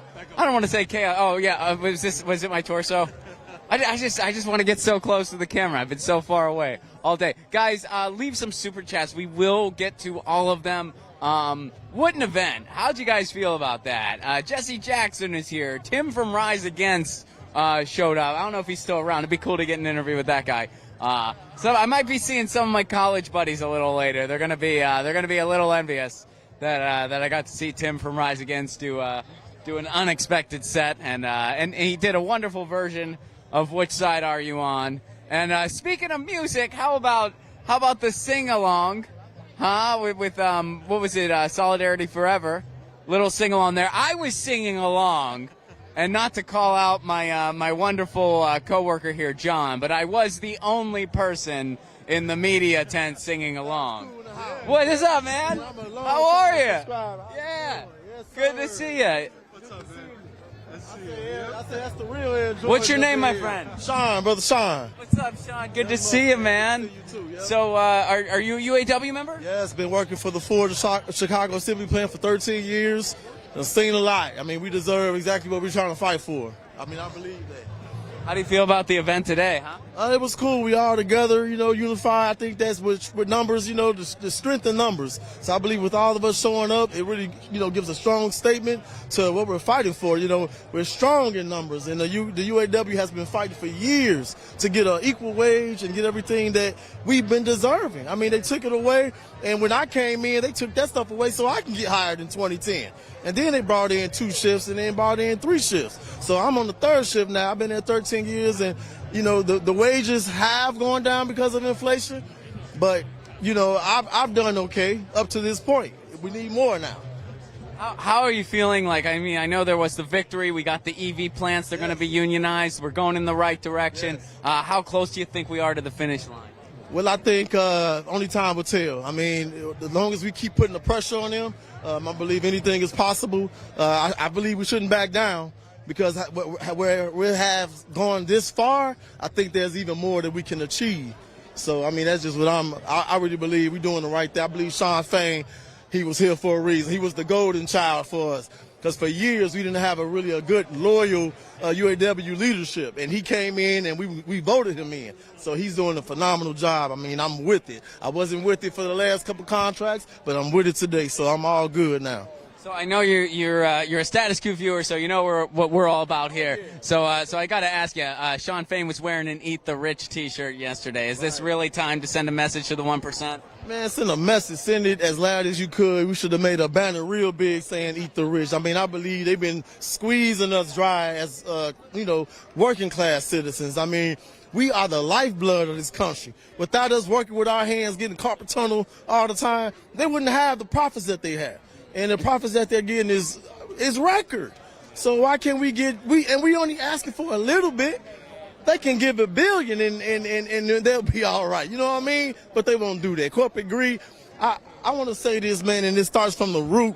And I believe, I don't think everybody's religious, but I believe it starts at the root where this corporate greed comes from. A lot of people go into getting wealth and power before getting salvation. They don't get a self-examination of themselves to see if they can handle getting these riches. Most people chase the riches, and once they get it, they don't have the discipline to, because we just asking them to give back what they took. And without salvation first, you can't handle the riches that's going to come. People chase riches first, and I believe in getting yourself together first, because you got to prepare your mind for corporations. You know what I mean? And I believe, it's just my personal belief. No. What else do you want to let the world know? We're live now. What do you want the Status Coup world and the world at large to know? Man, I just want to let everybody know that what we're fighting for is for everybody. I mean, like Shawn Fain said, people that work at McDonald's, Walmart, Taco Bell, U.S. Steel. I mean, it's going to trickle down to everybody being on strike. This has been a year of strikes, and it's a historic thing that's going on. Everybody keep fighting for a decent wage, for the best livelihood for your family. That's what I believe. I believe in a nuclear family. And they also trying to destroy that. You know what I mean? I'm a family man all day. I mean, I believe in the power of the nuclear family, and they trying to destroy that. I mean, I don't want to get into politics, but we can go there too. I've been paying attention. I mean, even Trump said some anti-union things. I mean, I voted him in, the first time. But come on, man, you got to be fighting for the American worker. You have to. I mean, you can't be once. I know you're a billionaire. I know you got to fight for the billionaires. But guess who gives you the billions? Who's on there? Who's on the construction jobs building those skyscrapers for you? It's middle class workers. So you voted for Trump? Yeah, I did. Would you vote for him again? Well, I'm just watching. I mean, I said yes, but I'm watching. I'm conservative, so I'm not going to steer right just because we steer right. I'm going to go with the most righteous decision. I mean, if the left ever moved right, I would go left. But they already done been so far left, there's no coming back for them. But if the right decides to steer just a little bit left, now I got to sit back and just watch. Because Vivek seemed like he's doing a phenomenal job. I mean, I don't know. The guy's very charismatic. I mean, he's a very down-to-earth guy. He has a story. but I don't know. I mean, I'm watching. I'm not going to cast my vote yet, but I'm watching up until next year. But yeah, if he comes to the table with more, I mean, I'll vote for him again. Not with you there, but we're not talking politics today. What do you think about Cornel West? He's a pretty smart guy. I haven't really looked into him much, but he's a pretty smart guy. He's a professor of some sort, right? He is. Look into him. That's all I ask. Okay. Give him a look. Yeah, I give him a look. I appreciate it. Like I said, I'm conservative, so hey, man. I'm not right or left. I'm right. I'm for righteousness. No, all right. Whoever's steering righteousness, that's who I'm gonna go with. More independent than anything. Yep. Solidarity, man. Yep, solidarity. All right. Sean. Sean? Yes. Shout out to Sean for watching our. Sean, yeah, thanks for watching the live stream. I used to have a YouTube channel, Trip Down Memory Games, where I was going collecting video games on camera, but I went into getting my corporation for my clothing line. So when you see W Corporation with the Dove logo, that's me. And every comment I make, that's me. So when you far away at home and you see W Corporation, that's me. I'm a one-member corporation. The UAW hasn't been providing the funds for me to fund my corporation, but oh well, I'm waiting on whatever's going to happen. Yep. All right, man. All right. Thanks for stopping by. Yes, sir. God bless you. Nice meeting you.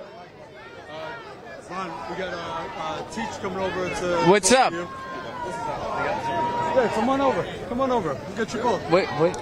Jamie Teach out. You can call me Jamie. Yes. Ron, let me just change the battery. All right. Just let people know. We can stay live while you're changing the battery? Wow. Technology. I didn't even know you could do that. Good. I had a really good time in there. It was great seeing everybody speak. They had a lot of great speeches. I hope you guys all check all those out. We've been live streaming the entire time, so we got the duration. Oh yeah. Oh yeah. You were a fellow clapper like myself. Yes, it was. I was right up there next to you. I did record it myself. I have my own YouTube channel. I'll try to put it out later. But are you a UAW member as well? I am. Yes, this is my local actually. So how has it all been going so far? It's been going all right. So we had a few hiccups at start, but ultimately we got it going now, and we got people around the clock out there picketing multiple locations. So yesterday, Shawn Fain had a Eat the Rich T-shirt on. Is it time to really kind of send a message to the 1%? Definitely. They control most of the money in the country. It's time for the workers to get some of that back. So, we drive the middle class. If you give us a raise, everybody will come up. It'll be a great thing, I promise. So as a Chicago local, how have you felt about just sort of the support? I know the mayor was here today. Do you feel like the community really has UAW's back? Oh, here we go.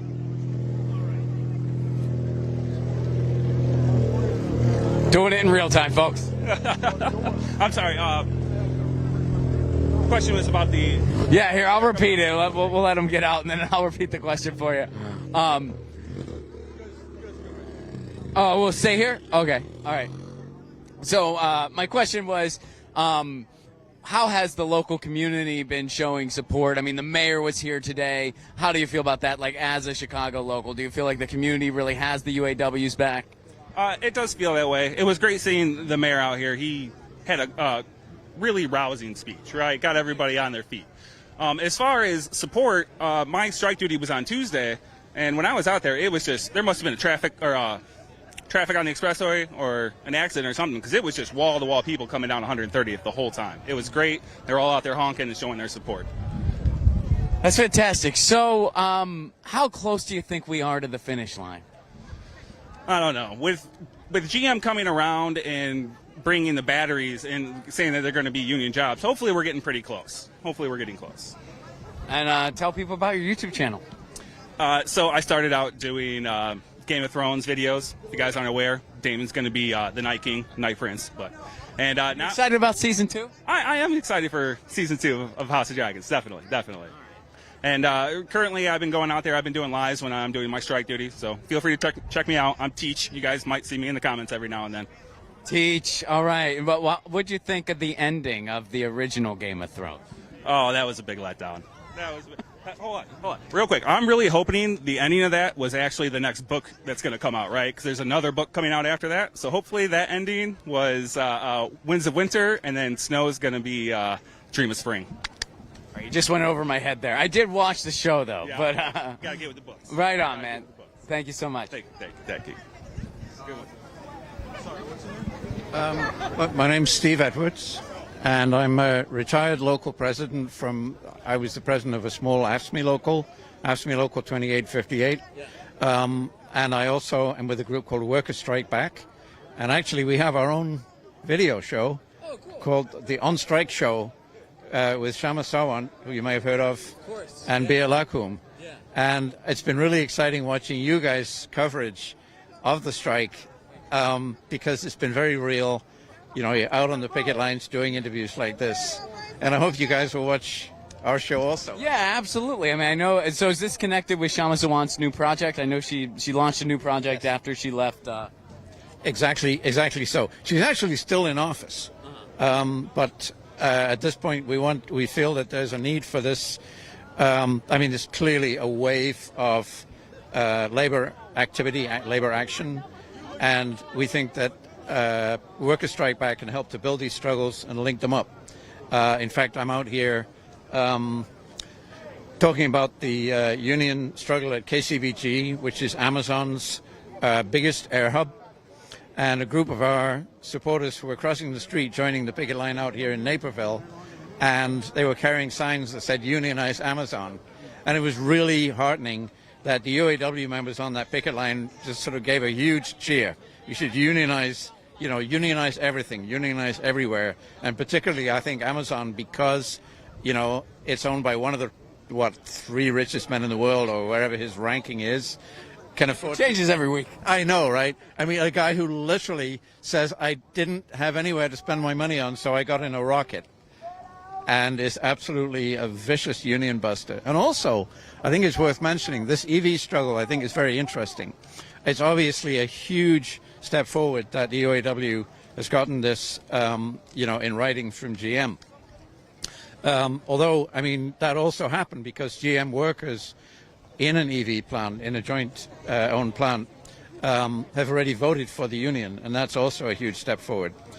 But I think one of the things that goes on here is the enormous subsidies that state, federal, and local governments give to these huge corporations in order to, this race to the bottom, this battle to get a facility built in their area. So KCVG, it's at Northern Kentucky Cincinnati Airport. It is Amazon's most important air hub. There's a union drive going on there, which is absolutely from the ground up, was started by workers in the facility. And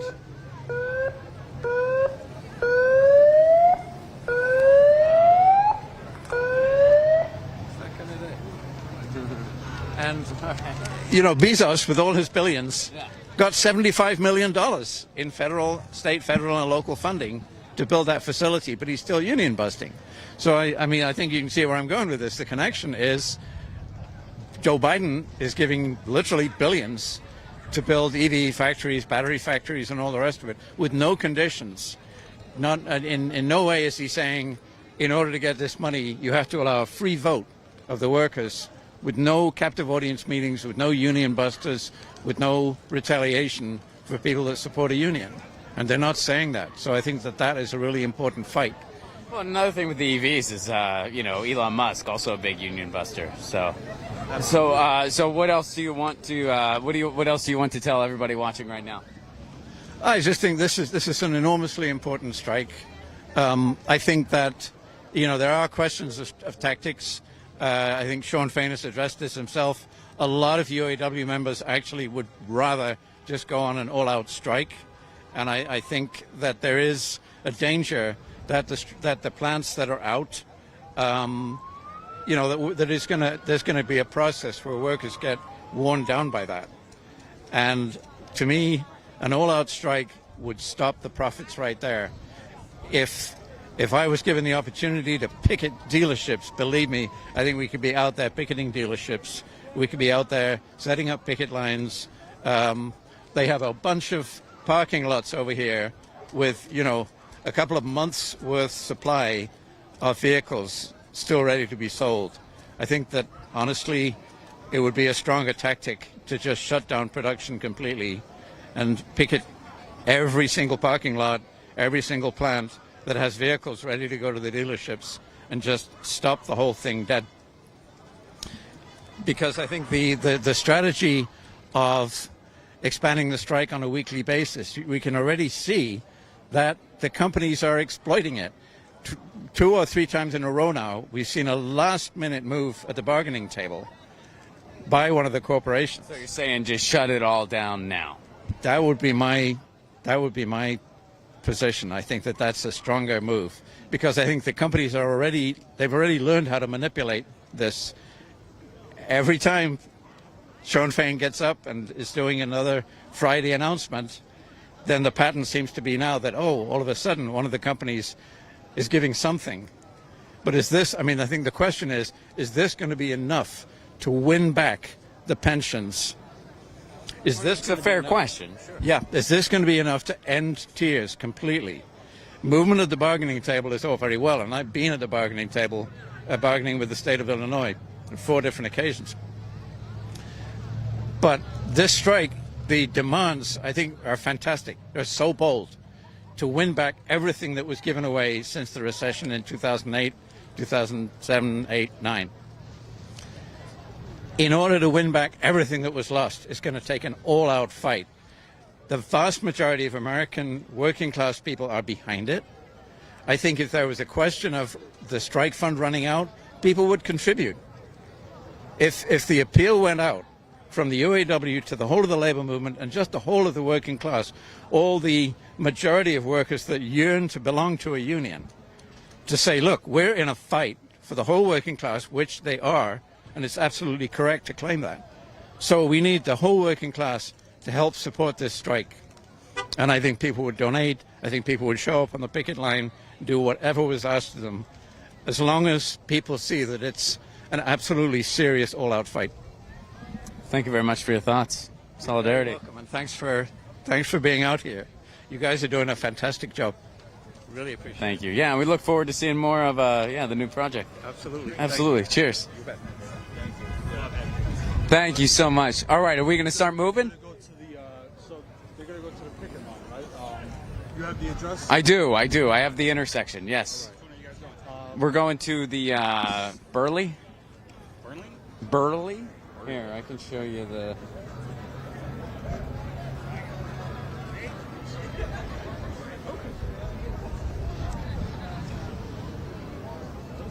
Okay.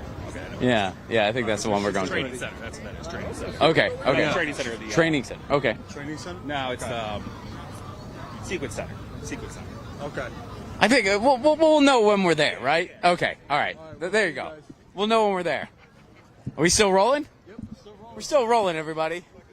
I guess as we awkwardly walk to the car, all I could say is for all Los Angeles viewers, I got a show coming up on October 21st in San Pedro. That's my neighborhood. I've had Status Coup people at every show so far this year, so don't let me down in my own neighborhood. I want to see some Status Coup folks. You can go to ronplacone.com and get tickets now. All right, how are we doing? How are we doing this? Just get your stuff in there. Okay. All right. Do I have to let go of my? Cool. What up? I like that. Say a few words. You wanna chat? You wanna say a few words? We're still live. We're still live. What's up, man? Man, what's happening, man? What's your name? Watching y'all do y'all thing, man. Y'all been out here, all 23 days, right? All 23 days. This guy's been here all 23 days. All 23 days, man. We just trying to live the American dream, man. I want a pool in the backyard, too. You know what I mean? I want to go on vacation like everybody else, man. You know? You a UAW member? Yes, sir. 12 years, man. 551. What's your name? My name's Will Washington. Good to meet you, Will. So how do you feel about the event today? Oh, man, it was beautiful, man. God is still on the throne, man. We just got to keep praying and just keep, doing what we do, man. That's it. Do you feel like things are going in the right Oh, direction? it's definitely going in the right direction, man. We already won, man. We just got to get more and more out of these people, man, because they living off the fat of the land, you know what I mean? And we just want a piece of the American dream, too, So Shawn Fain was wearing an Eat the Rich t-shirt. Is it the time to send a message to the 1% that the working class is not going to take it anymore? Oh, man, we built this world, man. You know what I mean? It's time to, get a piece of the pie like everybody else, We work hard every day, man. We build these cars. We make all the profits, what I mean? They stayed in the office, So, man, we just getting back what we deserve. That's it. Anything else you want the viewers to know? We're live right now. I'm about to move in a big mansion next to you, Farley. UAW. Thank you, guys. Thank you. All right, so how are we going to maneuver this?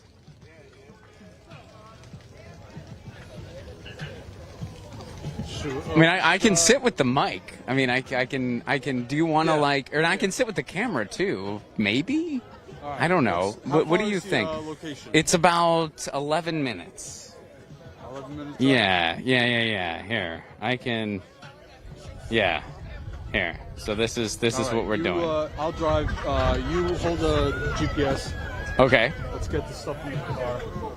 Just let people know what's going on. Guys, we are loading a camera into a car. We're live streaming.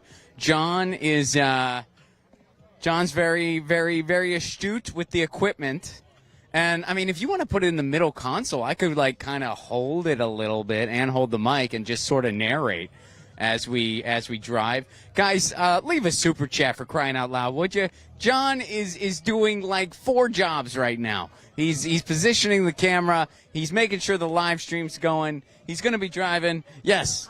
This is what I wanted to let you know. I have a aunt who's in support of what we're doing here as a union, and she's a second-generation auto steel worker. We're from Indiana.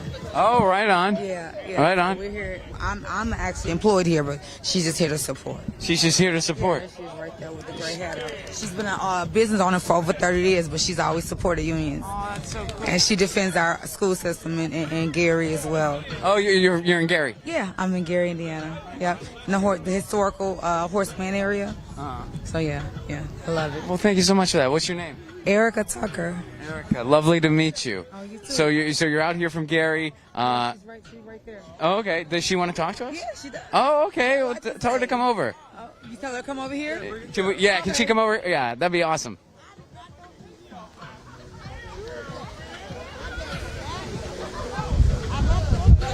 All right, so we're going to talk to your aunt, you said? Yeah. Okay. Union supporter for over 40 years, yeah. Right? And business owner for over 30. Is that in the Gary area as well? I told you, lovely. Business owner for over 30 years. Over 30 years. And you're here supporting the unions today? Yes, I am. The unions is what keep the country going. We have to have representation at the workplace because I live at will state in Indiana where they can fire you at will for anything. So my whole focus is on keeping the union strong. My dad was in the union. My mom was in the union. Yeah, I'm out here to support the union. How did you feel about the event today? I thought it was great.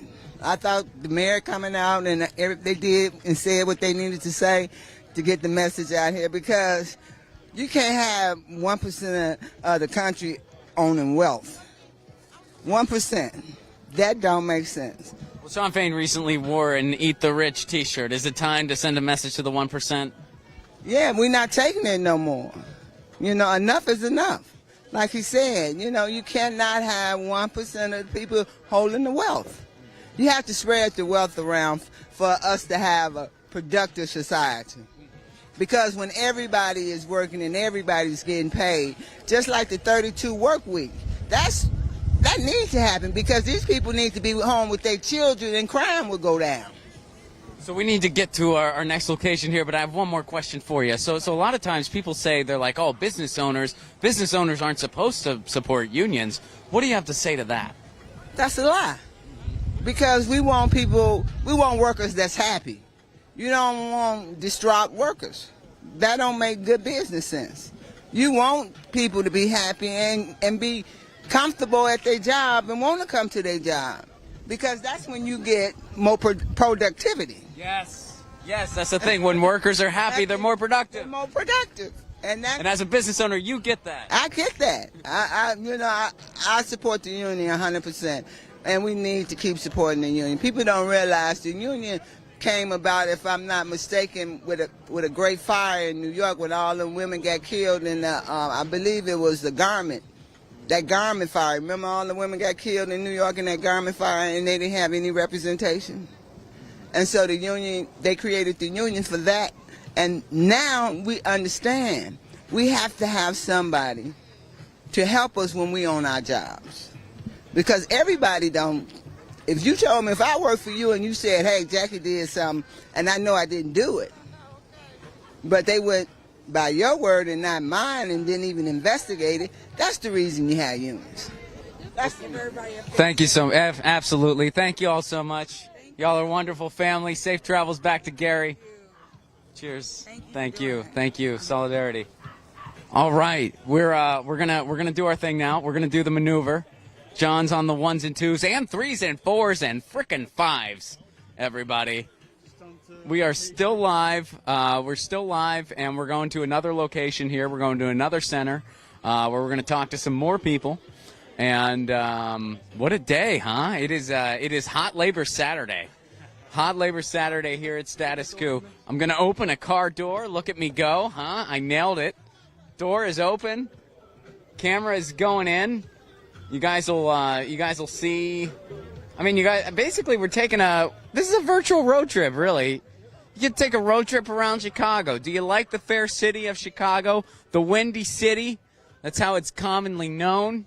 We're gonna get a little nice little tour here. Once it's set, I'm gonna go get in the passenger side. John's gonna get in the driver's seat. And I think there we go. We good? All right. All right, and here we go. Here we go. I have the Freddie Mercury mic, which is what I always thought it was a hockey stick. Not a hockey stick. It's the Freddie Mercury mic. Let me see your what? Let me see your my phone. Yeah. Can we are we able to just plug mine in, or do you want me to direct you, or no? Just let me see. You give me the phone. You gotta hold the camera. Okay. All right. Here you go. So let me get that. And I will. Just kind of. Don't forget, we got to put our seatbelts on, not just because it's the right thing to do, but because the car does not work if you do not have your seatbelt on. Which is Ralph Nader is frickin' thrilled. You know what? Ralph Nader built this car himself. No, I have no evidence of that. But yeah. Smash the like button. We are still keeping a live stream going as we're driving a car. And yeah, there you go. Okay.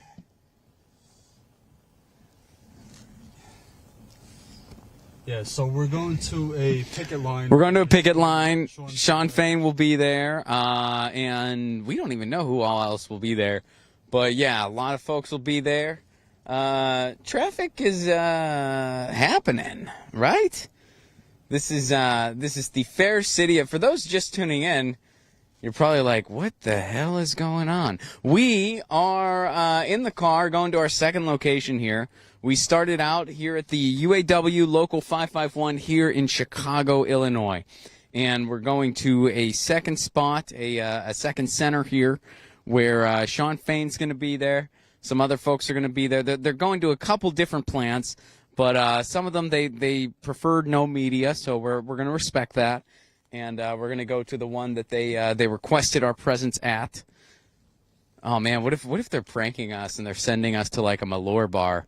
That'd be weird. But we'll make it interesting. We'll make it interesting for everyone. Have you ever had Malore, John? No. What is that? Oh, dude. So we got to get some before we leave here. It is a particular drink. I mean, I think you can kind of get it anywhere, but it's really well known in Chicago, and it's like they kind of hate drink it because it is absolutely disgusting.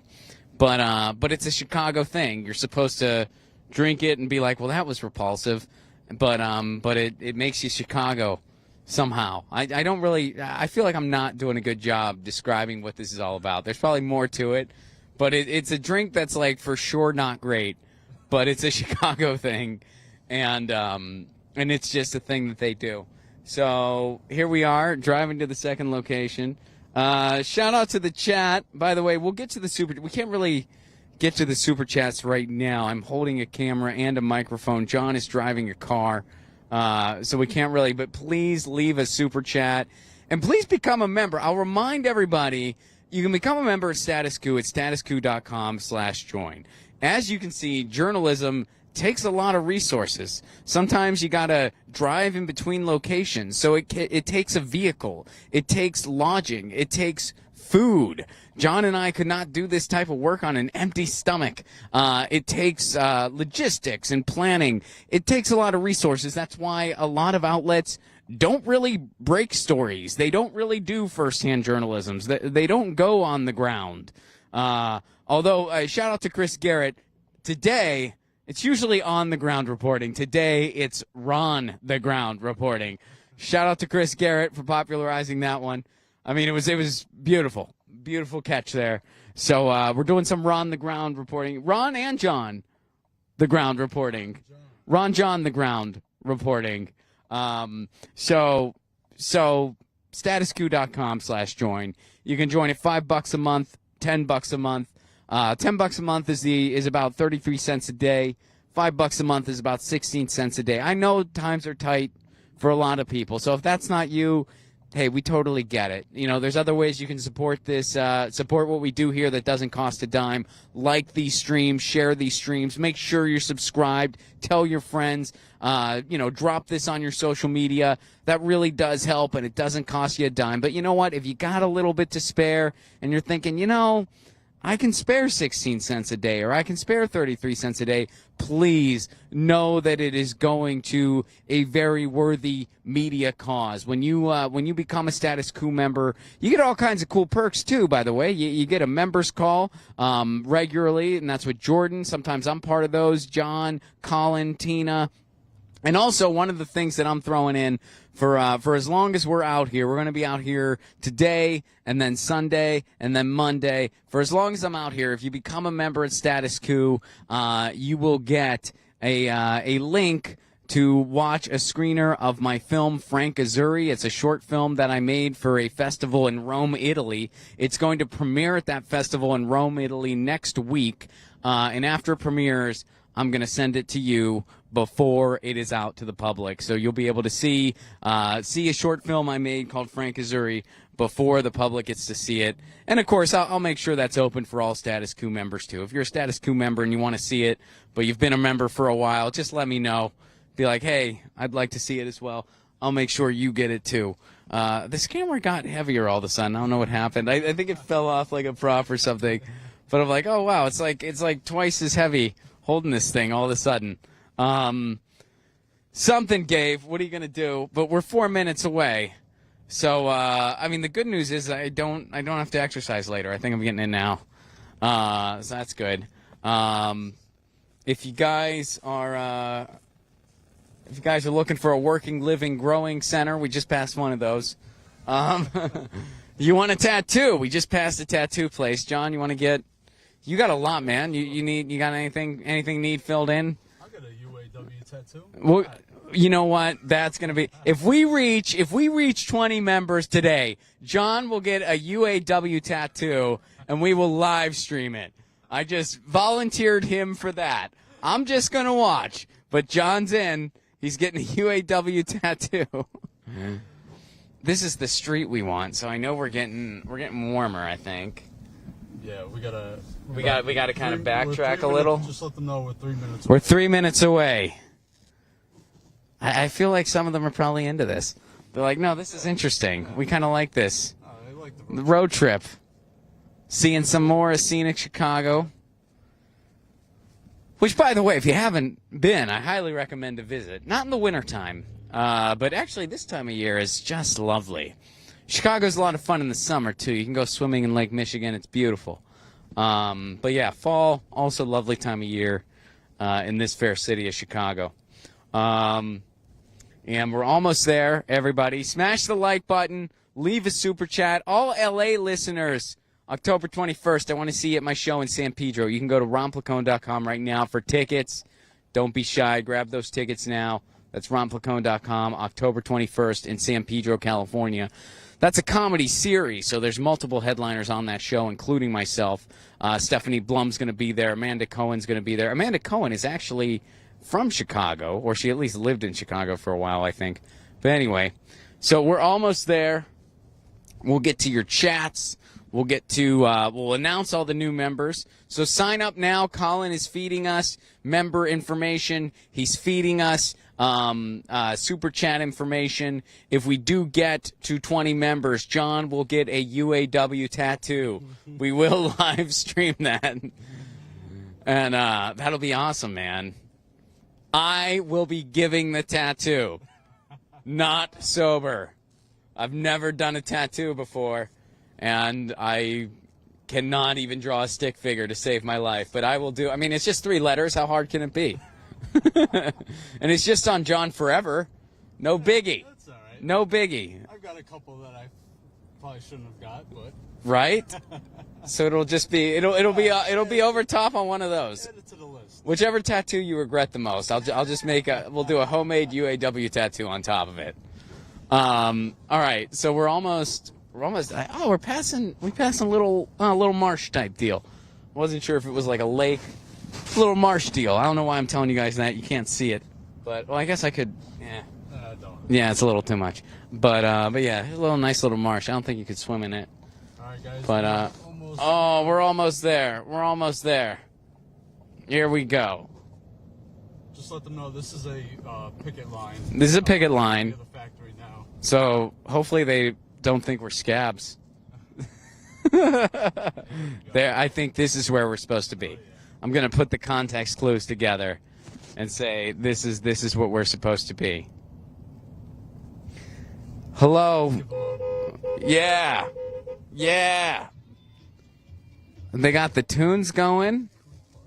Oh boy, where can we park? Can we park here? I feel like there's no sign saying we can't. I don't know if it's the best. Can we get to that lot or no? They're coming for us? I don't know what they're doing. Oh, you mean down there? Yeah. All right, those are cops. I'm not a fan. I usually get nervous when I see such a thing. Should we maybe turn around? Hold on. Let me see. I don't even know what. I mean, cops don't like it when you have cameras either. They're not a big fan of those. They turn theirs off. Wow, there's a lot of cops. There's a lot of cops. I mean, maybe we should just go get pizza. I think maybe just turn around. Maybe. All right. Yeah, let's see where we're supposed to go. Where are these? All right. Yeah, there's a lot of cops. And I don't know. Maybe we should just park on the sidewalk like someplace. ABC Eyewitness News is just parked on the sidewalk. Oh, who's this coming? Shit. Let me come out. All right, you want to come out, grab the camera? There's a lot of cops, just a lot of them. Come into the driver's seat in case they ask us to move. Okay. All right. All right. Oh, here, I can't. Hey, give me that. You got it? Okay, all right. I can move now. All right. Oh, jeez. That's all right. That was the other camera. There's a bunch of. All right. John's filming stuff. I'm going to try to get over in the driver's seat.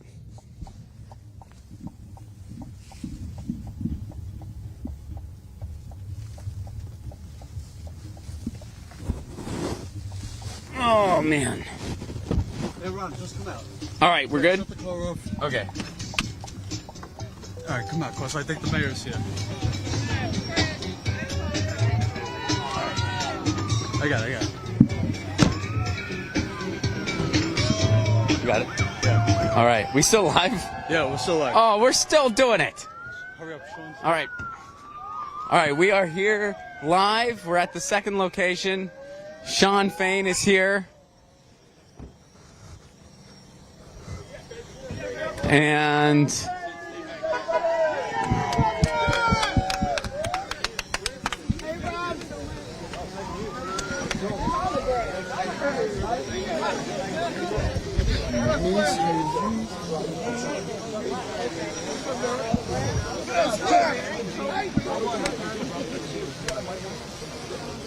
all right. So this is the second location.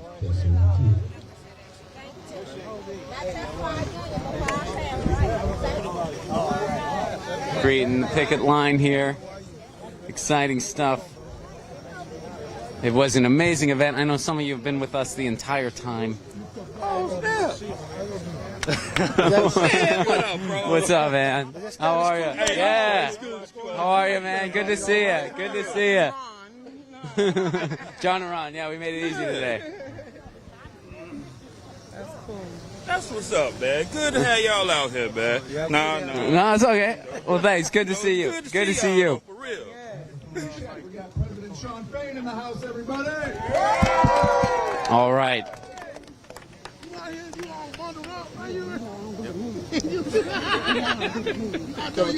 I still got my clapper.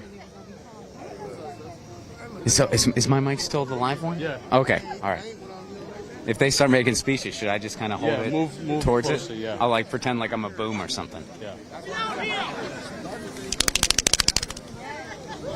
Love this thing.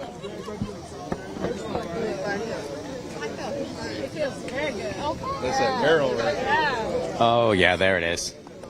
John, there's another fire barrel. You like those things? Yeah. Did you get it? He's gonna get the microphone in there. Me, I still got your Vice President Park t-shirt. I was gonna wear it today.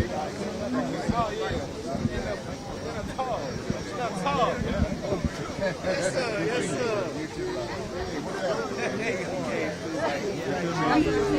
Let's do it, man. Hey, how y'all doing? Okay.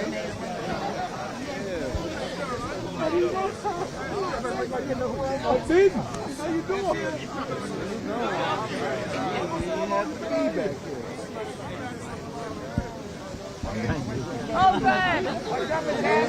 So with Status Coup and He got his own little entourage. Big membership. And a big plant too. A big plant. Hey, could we get you for like just a minute? We're with Status Coup. Yeah. Oh, thank you so much. Good to see you. So, first of all, great leading of the song earlier. Thank you. You did a wonderful job. It's a good song. It is a great song. It is a great song, and it was the perfect moment for it. So yeah. So how are you feeling so far about the event today? I mean, this is it's incredibly overwhelming. Seeing all of these workers wake up to their power, to our power together, is exciting to me. It's something that I've been building for the last 25 years and waiting for this moment, and feeling that here is really more than I can express. It feels like it's shining out all my pores and everywhere because it's filling me up. How do you feel like what moment are we in right now as far as labor history, as far as where we're at just with labor in the United States? Like, how important is this historically? I mean, this is so incredibly important. You know, here's the reality. When the government shutdown was going on, the 35-day government shutdown in 2018 to 2019, there were TSA agents who were required to come to work without pay for those 35 days. And they were sleeping in their cars not because they didn't have a place to go home to, but because they couldn't even afford a tank of gas to go back and forth to work. And they were committed to doing their jobs. And they said, you know, Sarah, if it wasn't for the stress of not getting a paycheck, well, I've never been happier at work. People come to the checkpoints, they thank us, every single person coming through here. And they're not just Americans, they're worldwide, because that's what aviation does, brings everybody together. So that's the true spirit of humanity. And that's what's shown out here on the picket lines. The message from this UAW strike is really about bringing humanity together everywhere, fighting for the working class, not settling for just a middle class, because that means that some people are left destitute. That's not what this is about. This strike is about showing everyone that workers can stand together, every gender, race, culture, and creed. We can fight through all of the D's of union busting, divide, delay, distract, and demoralize. That is obliterated here on the picket line. So it's about solidarity forever and building that up and encouraging that true human spirit. Thank you so much. Hey, just want to Thanks thank for chatting all of you with for us. being out here. All right, You're leading the fight out here on the picket lines where this battle is going to be won. Everything you're doing is what's going to make us get the best contract we've had in our history. That's what this is all about. It's not me. It's not one person. It's not a board of people. It's the membership. You come first. That's what this fight's all about. So I appreciate all of you being out here standing up, being in the fight, because you're leading this, and we're behind you. We work for you. So let's get it done. Thanks a lot. 551, give it up for our UAW president. Shawn Fain is in the house. UAW, UAW, UAW, UAW, UAW, UAW, UAW.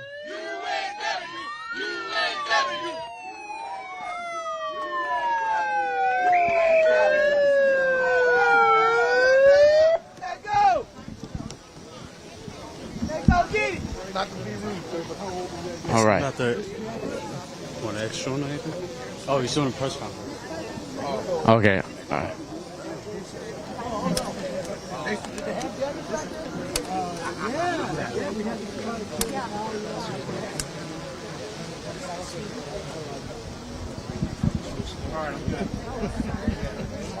Mr. Fain, I want to first start off with yesterday's major breakthrough in negotiations with General Motors. Yeah. Can you explain how we got there and the impact for the people around you?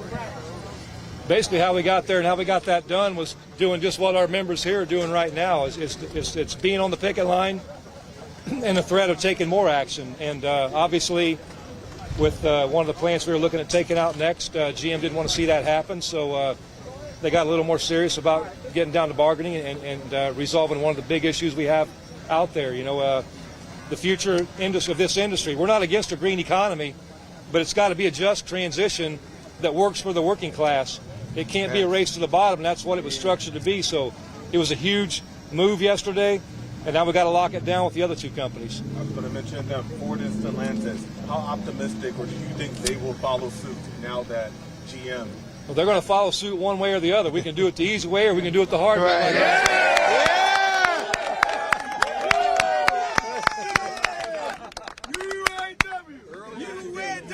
There are still other things that have been brought to the table and haven't been addressed or haven't been agreed upon. At last check, the automakers were offering about 20% of a pay increase. Where is that now? Is it still 20%? It's still the same place. So we got a ways to move there still. And you know, there's a lot of things, and understand this. You know, there's literally since the economic recession, we've went backwards. And so, you know, this is one agreement here where we're trying to undo years and years of sacrifice by our members, and that's what this is all about. And so we've got a lot of things we got to address, and that's why it's taken longer. It's going to take some time to get it done, but we want to get it right. That's the important part. We want our members to get everything they deserve, and every bit of economic and social justice we can get delivered. So we're going to do everything we have to do, and we're going to continue this fight. And that's the beauty of this, is our members and the future generations are out here standing up, because that's what this is about. It's not just about us. It's about the entire working class, and it's about the next generation. Yeah. Say the future. In the midst of the strike, there have been layoffs that have been blamed because of the strike. What do you say to people who feel in limbo, who feel like their job is in jeopardy if they're not in limbo and their job's not in jeopardy? And shame on these companies, because this isn't because of our strike. We're on strike right now because the companies chose not to take care of their workers. And so shame on them for abusing the strike and using the strike as an excuse to put more people out of work. The companies own this, and it's all on them.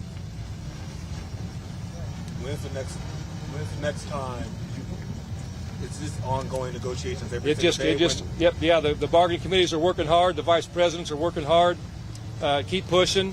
I'll be back there tomorrow, and you know, as we just have to assess things every day as we meet. And that's when we'll make a decision on if we need to take more action or not. So the companies know what we want. They know where we need to get, and so we just have to. It's a day-by-day thing. We assess where we are, and then we'll decide if we need to take up more action or not. So that's the next steps. Thank you. All right. Great. Thank you, everyone. Thanks. Thank you.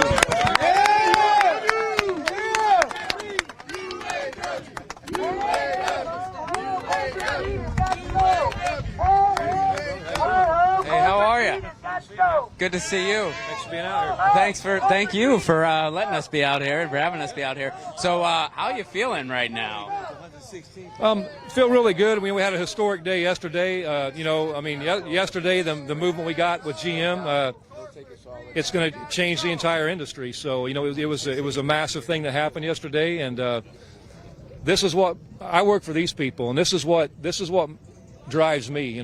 They're my boss. They pay dues. They pay us to take care of their business, and that's what this is all about. And so, being out here with our members and getting to feel the energy and getting to see that, we take it right back in bargaining, and it helps us at the bargaining table. And it's great that the companies get to see that it doesn't matter how long we're out here, we'll be out here a day longer than it takes if we have to be. So we're going to get there. Yesterday you had on an Eat the Rich t-shirt. Is it time to send a message to the 1%? Still do today. Yeah, it's time to turn this country around. I don't begrudge anybody for doing well in this country, but billionaires have no reason to exist in society, period. No one needs that kind of money. And especially when someone's that wealthy, somebody else is being exploited for it. Billions of people are being exploited for it. And that's what's wrong in this country. We've got to turn it around. We've got to change the narrative. Everybody deserves their fair share of economic and social justice. And it's a damn shame that people are scraping to get by paycheck to paycheck. And that's the reason why is because it's creating more billionaires at the expense of the many. And no one around here gives a shit if another billionaire can build his own rocket ship and fly to outer space. That's not important to us. How do you feel this stands as far as just labor right now, and how important is this historically that we get a win? It's historic. It's important just for the entire working class. This isn't just a UAW fight. That's why there are other labor leaders out here. With AFA, Sara Nelson and Stacey Davis Gates from the Chicago Teachers Union, and we're all in this together. But it's not just a union fight. It's a working class fight. It doesn't matter if you belong to a union or not. You deserve better, and you deserve your fair share. And that's what's got to get turned around in this country. We're made to feel guilty and to fear paying good wages. It's a shame. Federal minimum wage is still $7.25.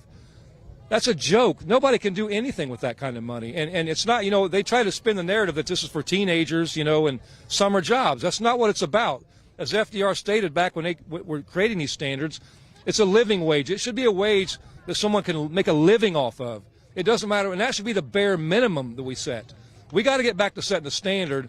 People want to talk about making America great. That's what makes America great, when we set the standard and we set the example for the rest of the world. And we haven't done that in well over 40 years.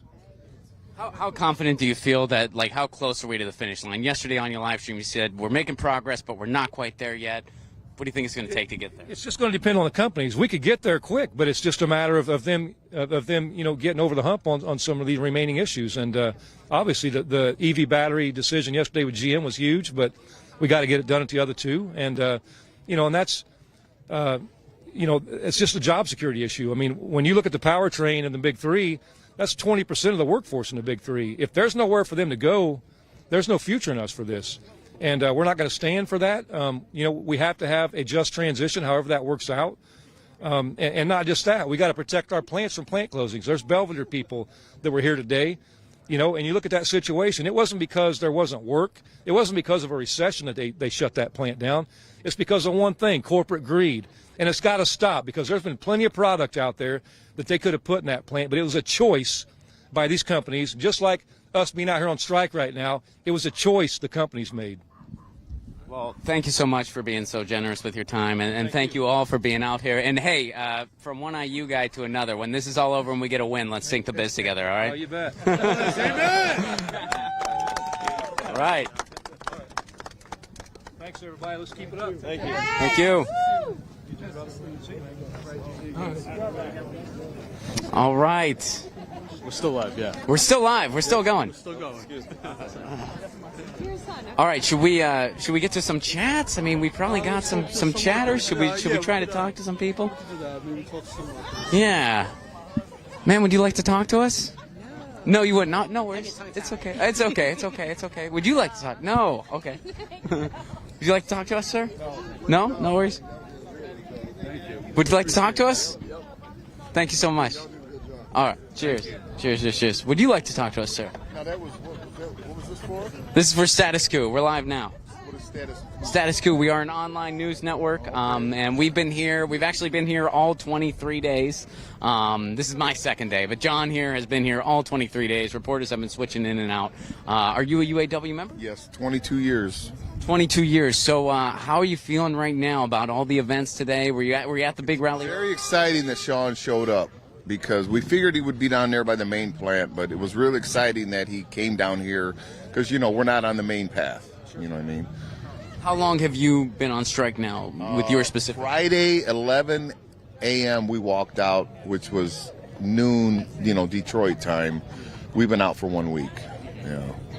How do you feel like in the big scheme of things, how important is this victory historically? To give the retirees a little bit, because they haven't gotten a bump in 10, 12 years, and eliminate this two-tier thing, because it's not fair for me to work on the line next to you, and because you hired in 5 years ago, you're going to make half my salary, and we're doing the same job. A union is a union. That I feel really strong about that, because I've been on both ends of it. Well, it's also not fair for you to work next to me, because I am extremely clumsy, and I would not want you to. I know I wouldn't want you to handle my dead weight. So the problems, and people are not Of course. happy. It's just not fair, you know. But joking aside, can you speak a bit to, you know, just the labor that is involved here and the toll that it takes on your body doing this type of work? Hire in at Ford Motor Company on the assembly line. You work at Ford Motor Company, and I mean it's work. I mean 62, 64 cars an hour you're building. You have 56 seconds to do your operation. Like if you drop a screw or something, you're in trouble. I mean, and it doesn't stop. I mean, it's physically draining. It's rough. It's hard work, you know. It's hard work. We're live right now. What do you want the public to know about this strike? What I want everyone to know is that the auto industry raised car prices 30% last year. We haven't gotten a raise. We haven't. They just raised them to raise them, and it's not fair to the public. You know what I mean? They made $20 billion for 6 months. All three, the first 6 months of the year, profit. How much is it? How much do you need, man? After everything's said and done and everything's paid, they made $20 billion in 6 months. So they're on pace to make $40 billion. Throw us a bone, dude. That's all I'm asking for. They asked y'all to sacrifice. Concessions. We gave back everything. Then the pandemic. And the thing about the big three, Stellantis, GM, and Ford, my thing is this. Ford didn't ask for nothing from the government, a bailout, because we had money in our coffers. I'm proud of that. But GM and Chrysler had to get a bailout, and they're still paying the government back right now. Well, I mean, that's the thing that's so frustrating here. It's like they asked y'all to make a sacrifice in 2008.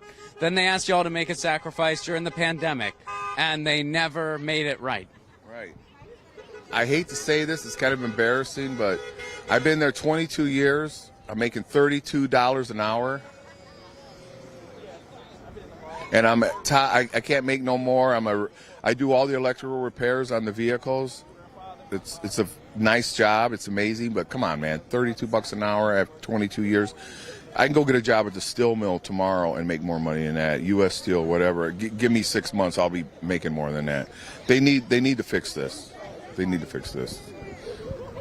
What do you think it's going to take to get a victory? How close do you think we are? Well, we're at 23% right now. I figure when they hit 28, Shawn will take it, we'll settle, and give us COLA, cost of living back. And like I said, throw the retirees a bone, because I'm going to retire in a couple years. I want to see a little more on that pension. Like I said, they haven't gotten any money in 10 or 12 years, you know. Tell me cost of living and everything hasn't went up in the last 10 or 12 years. Yeah, throw them guys a bone. Get rid of two-tier. Give us 26, 28%. I'm good. I'm good. Thanks so much for talking to us. Cheers. Solidarity. Oh, man, the honks are happening. No, we're going. Well, I mean, I don't know how I would see that. Oh. It's online. Yeah, we're live. I mean, I didn't know if it was YouTube or... YouTube. Oh, yeah, YouTube. So go to Status Coup. Yeah, give us a subscribe. Yeah. So that's where I gotta go. Yeah, you'll see it. Yeah. I mean, you lived it, my friend. But it'll still be up. Our live streams stay up. So, yeah. Thank you. Thanks for doing that. What's your name again, my man? Ansel Jackson. Ansel. Good to meet you. Ron, read some super chats. We're gonna read some super chats. I'm gonna. Oh, John's gonna move our car. Don't forget to lock it. Lots of that. That's our truck right there. It's American made. Well, is it? Yeah. We we made sure when we got the rental. You don't want that. Are you in the red or are you okay? No, we're good. We're good. I think as long as you're not in the red, it's locked, right? All right, yeah, we're good. Thank you so much. Thanks for doing this. All right, what's up, everybody? We're gonna get to some chats now. Frank, thank you so much. $100 from Frank. Very generous. We appreciate that so much.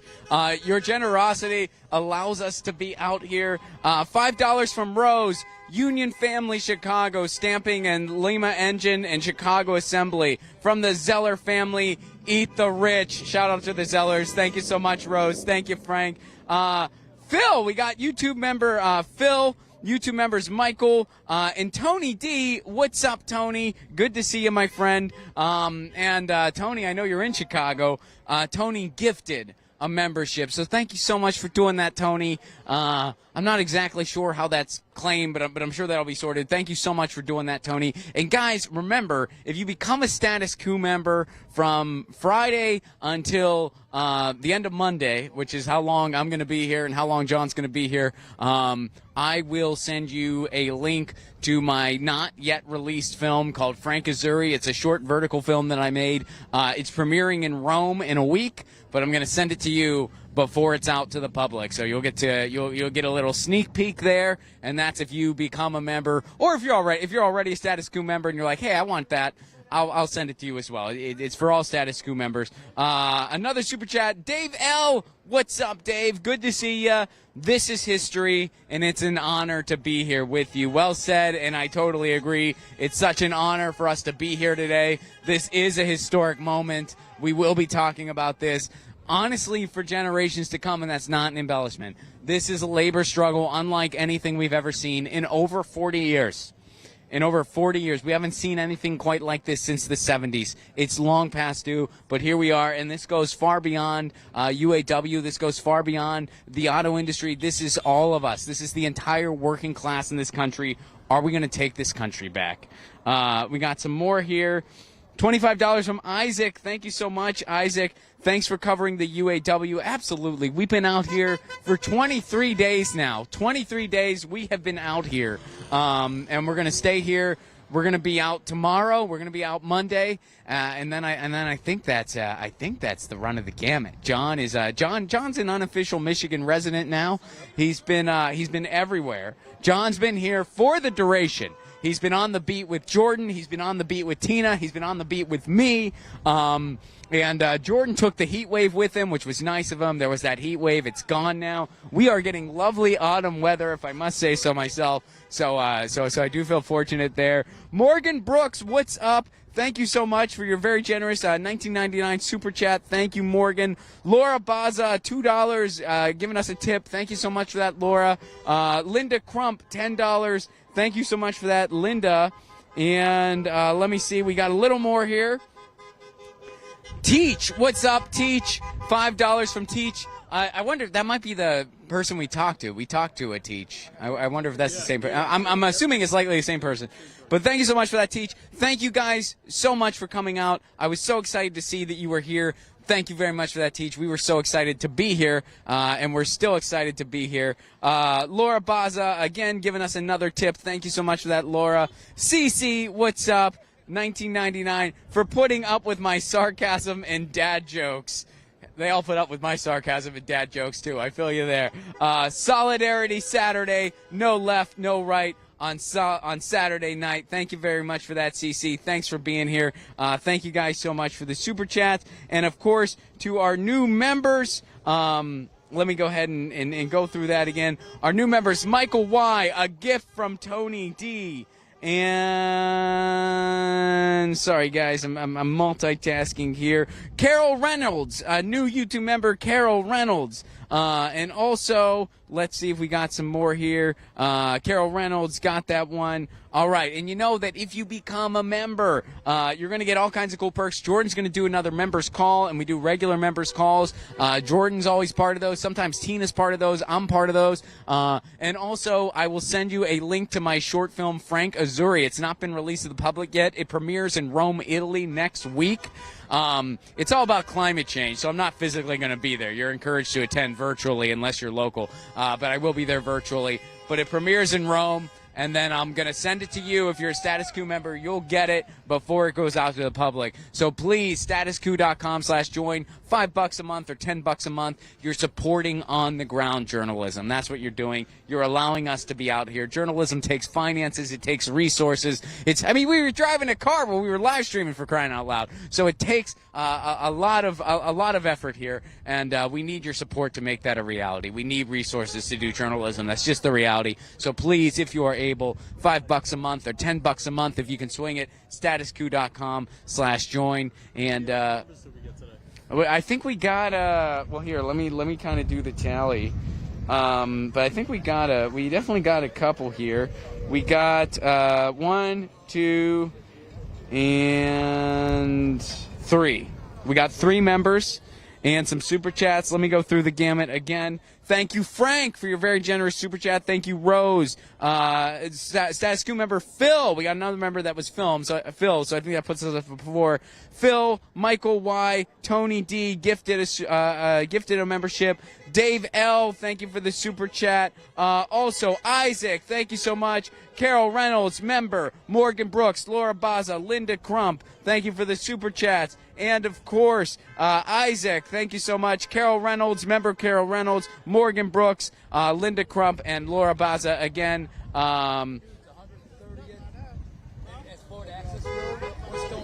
What's going on? Okay. All right. So we're going to be going to the next location. Teach, CC, Laura Baza. Thank you all so very much. Come on, we'll talk. I've been here going on 29 years. Have at it. What do you got? So yeah, sure. So you're a UAW member. You've been a member for 29 years. What's your name? Robert Lunsford. Good to meet you, Robert. So first of all, yeah, cheers, man. How are you feeling so far about today? Oh, it was good. Good. Today's good. It's just one day of the journey, right? We have a long history out here. My grandfather, my dad, myself, my brother Michael, my uncles. We have all UAW at this plant over 100 years. Yeah, roughly. Yeah. So, given that history, how do you feel about where things are at right now and the struggle that's happening now? Do you feel that the company has let you down? Well, I believe both sides have let us down, right? In 2008, we opened it up and gave back when needed, because a successful Ford is a successful UAW member, right? So we gave back, and we went years. We had, since 2008, we've had 3% raises in the last 15 years, right? So that's, partially union, partially company. And we are, I don't think if the U.S. is really informed on why we're asking for 40% or the things that we're asking, because for years we went without. And it's not we're asking like we've got raise, and now we're asking for 40. We went collectively roughly 15 years without a raise, without a cost of living, right? So that's why the demands seem higher than they really are. But we are due that. Yeah, absolutely, we're due that. The company owes us that. Yes, sir. So when they say things like, oh, we're family, meanwhile, they're not giving you guys raises. They're asking you to sacrifice. They asked you to sacrifice in 08, and then, of course, the pandemic, and they never made it right. How do you feel when they say that kind of rhetoric, like, oh, we're a family, when the company says that? Well, I mean, we've been here long enough to know that that's not a true statement. I mean, the company has a bottom line. They have to answer to their shareholders, the bondholders, the gold bondholders, The UAW is a family. Absolutely it is, right? I count on my brothers and my sisters in the union just like they count on me. So from a union perspective, it is a family, yes. But I wouldn't agree with family from company to employee. I don't think that's a fair statement. No. Well, thank you so. Yeah, I think we went years without raises. So their U.S. market share, right? When you look at Ford's market share globally, right? The union people can't even afford the cars that we build now because we went 15 years without a raise. So by us gaining these financial gains, their market share U.S. will increase because now we'll be able to go back to affording the vehicles that we build. So anyway. Thank you so much for talking to us. Yeah, thank you for everything. What's up, Steve? How are you, man? How you doing, buddy? Good, I'm good. And it's a fight we got going on, man, because I work 80, 90, 100 hours a week. Wow. And you are a UAW member? Yeah, I've been there 30 years. I got 30 years. 30 years? I got 30 years there right now. And my wife there, she got 28 years, but raising 3 kids, you don't hardly see each other. And it's like, gas, I got hired 93, gas was like 88 cents. Look at gas prices now. You can afford a car back then, but the stuff we make right now, you can't afford that $80,000, $90,000 car. That's like a $1,500 car note. You can't do nothing. So you got to buy something used and just make your way on that. But we deserve Well, not to flatter you, sir, but if you've been working 30 years, you got to tell me what your secret is. You look great. Oh, I work smarter, not harder. So how do you feel about the event today? Oh, this is outstanding. I wasn't gonna miss this. I said, man, because I have never seen this much support behind us. I mean, this is outstanding, and I wasn't gonna miss it for the world. But it's crazy how they're treating us, and I'm like, how dare you? We gave so much to you, but you don't want to get nothing back. I mean, what does one person need with $22 million a year, man? You know what I'm saying? You can only buy so much stuff. So it is what it is, man. That's just greed. How hopeful do you feel that a finish line is near? Hey, you cut that F-150 plant down, they're going to talk to you then. That's the money bag. So do you think it's going to take like the shutting down of all of it?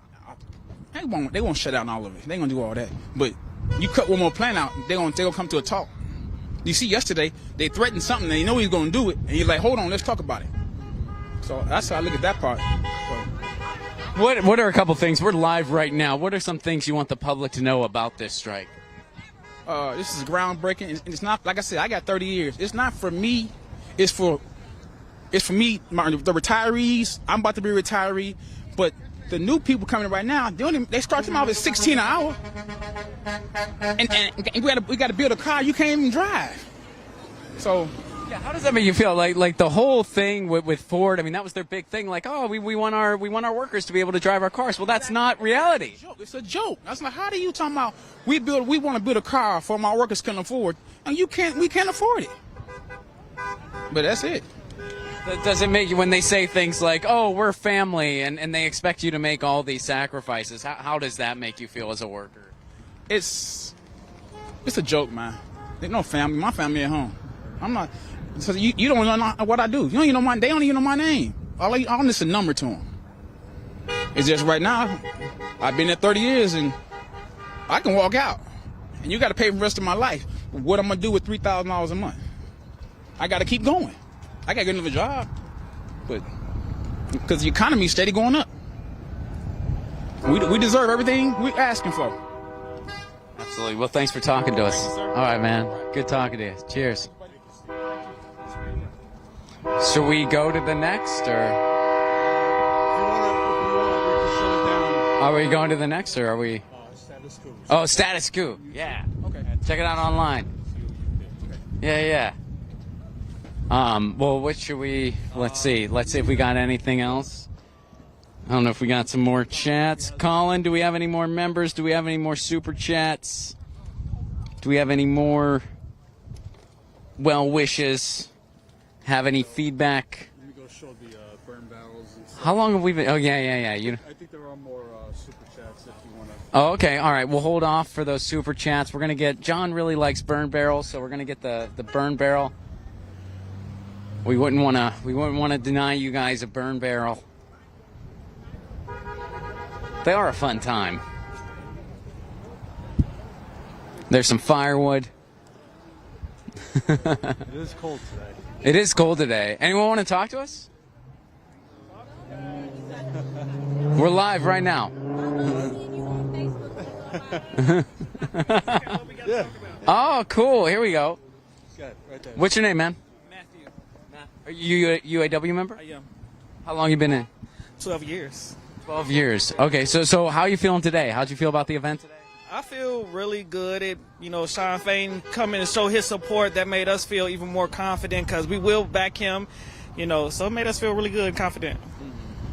So, Shawn Fain recently wore an Eat the Rich t-shirt. Is it time to kind of send a message to the 1% that the working class wants their fair share? Absolutely. For me, I got my son and my husband out here supporting me, and, we want to pay our bills just like the rich do as well. So, my kids love their Christmas toys too, so yes.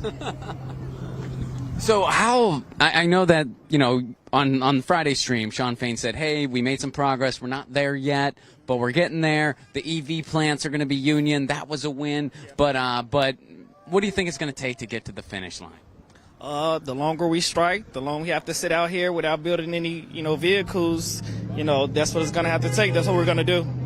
You from here in Chicago? Yes, I am from Chicago. How do you feel that the community's really been in support of this? Do you feel like the community, we're seeing a lot of solidarity honks. The mayor was at the event today. Are you feeling good about Chicago having your back? Yeah, I feel amazing that Chicago actually have our back. Even the restaurants, surrounding restaurants, and when it comes time for us to support them and go back to work, we're going to have their back just like they've been having our back, bringing us food and, waters and anything that we needed. So, yeah. It's good to see. Yeah, it's always good when you see solidarity across the industries. Yeah, absolutely. Thanks so much for chatting with us, man. Yeah, good luck. Good luck. How are you, young man?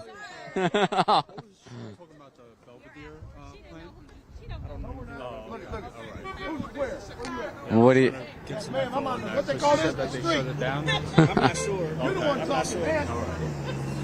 All righty. So, see if anyone else wants to chat.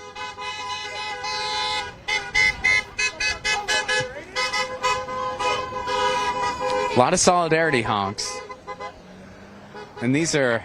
I feel like they're more aggressive than the Detroit honks. They're more. They're a little more like, yeah, Chicago.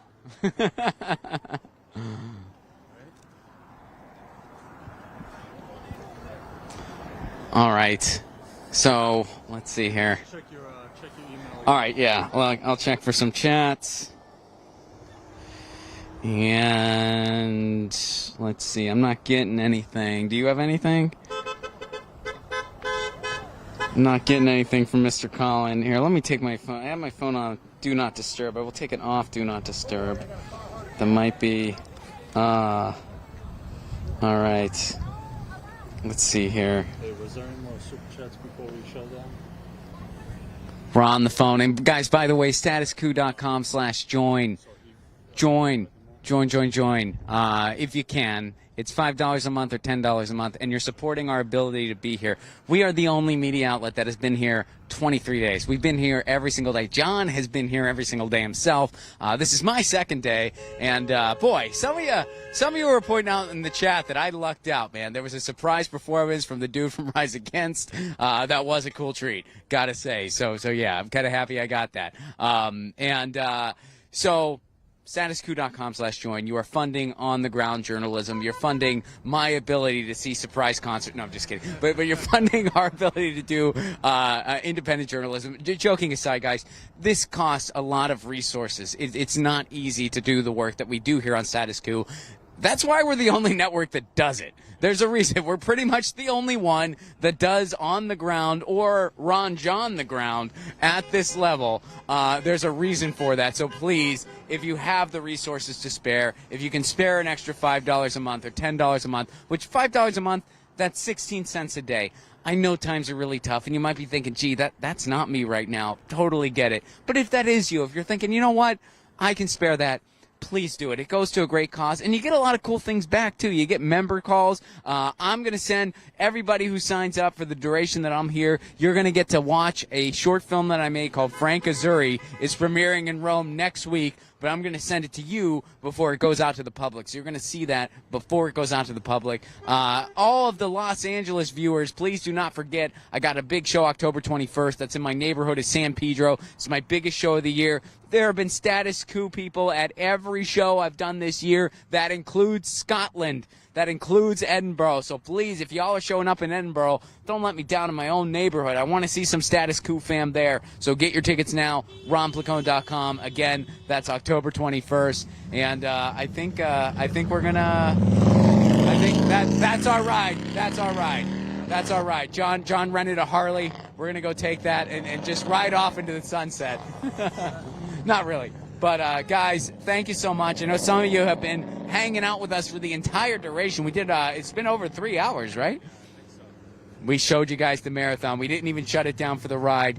Thank you guys so much for being part of this. Thank you for allowing us to do this. It's such an honor for us to be here and to be part of this and to witness literally history. You guys are witnessing history right now, and it's an honor for us to be able to cover it for you, and we cannot do this without you tuning in, without your super chats, without your support. We couldn't do this. So thank you so much for allowing us to be here.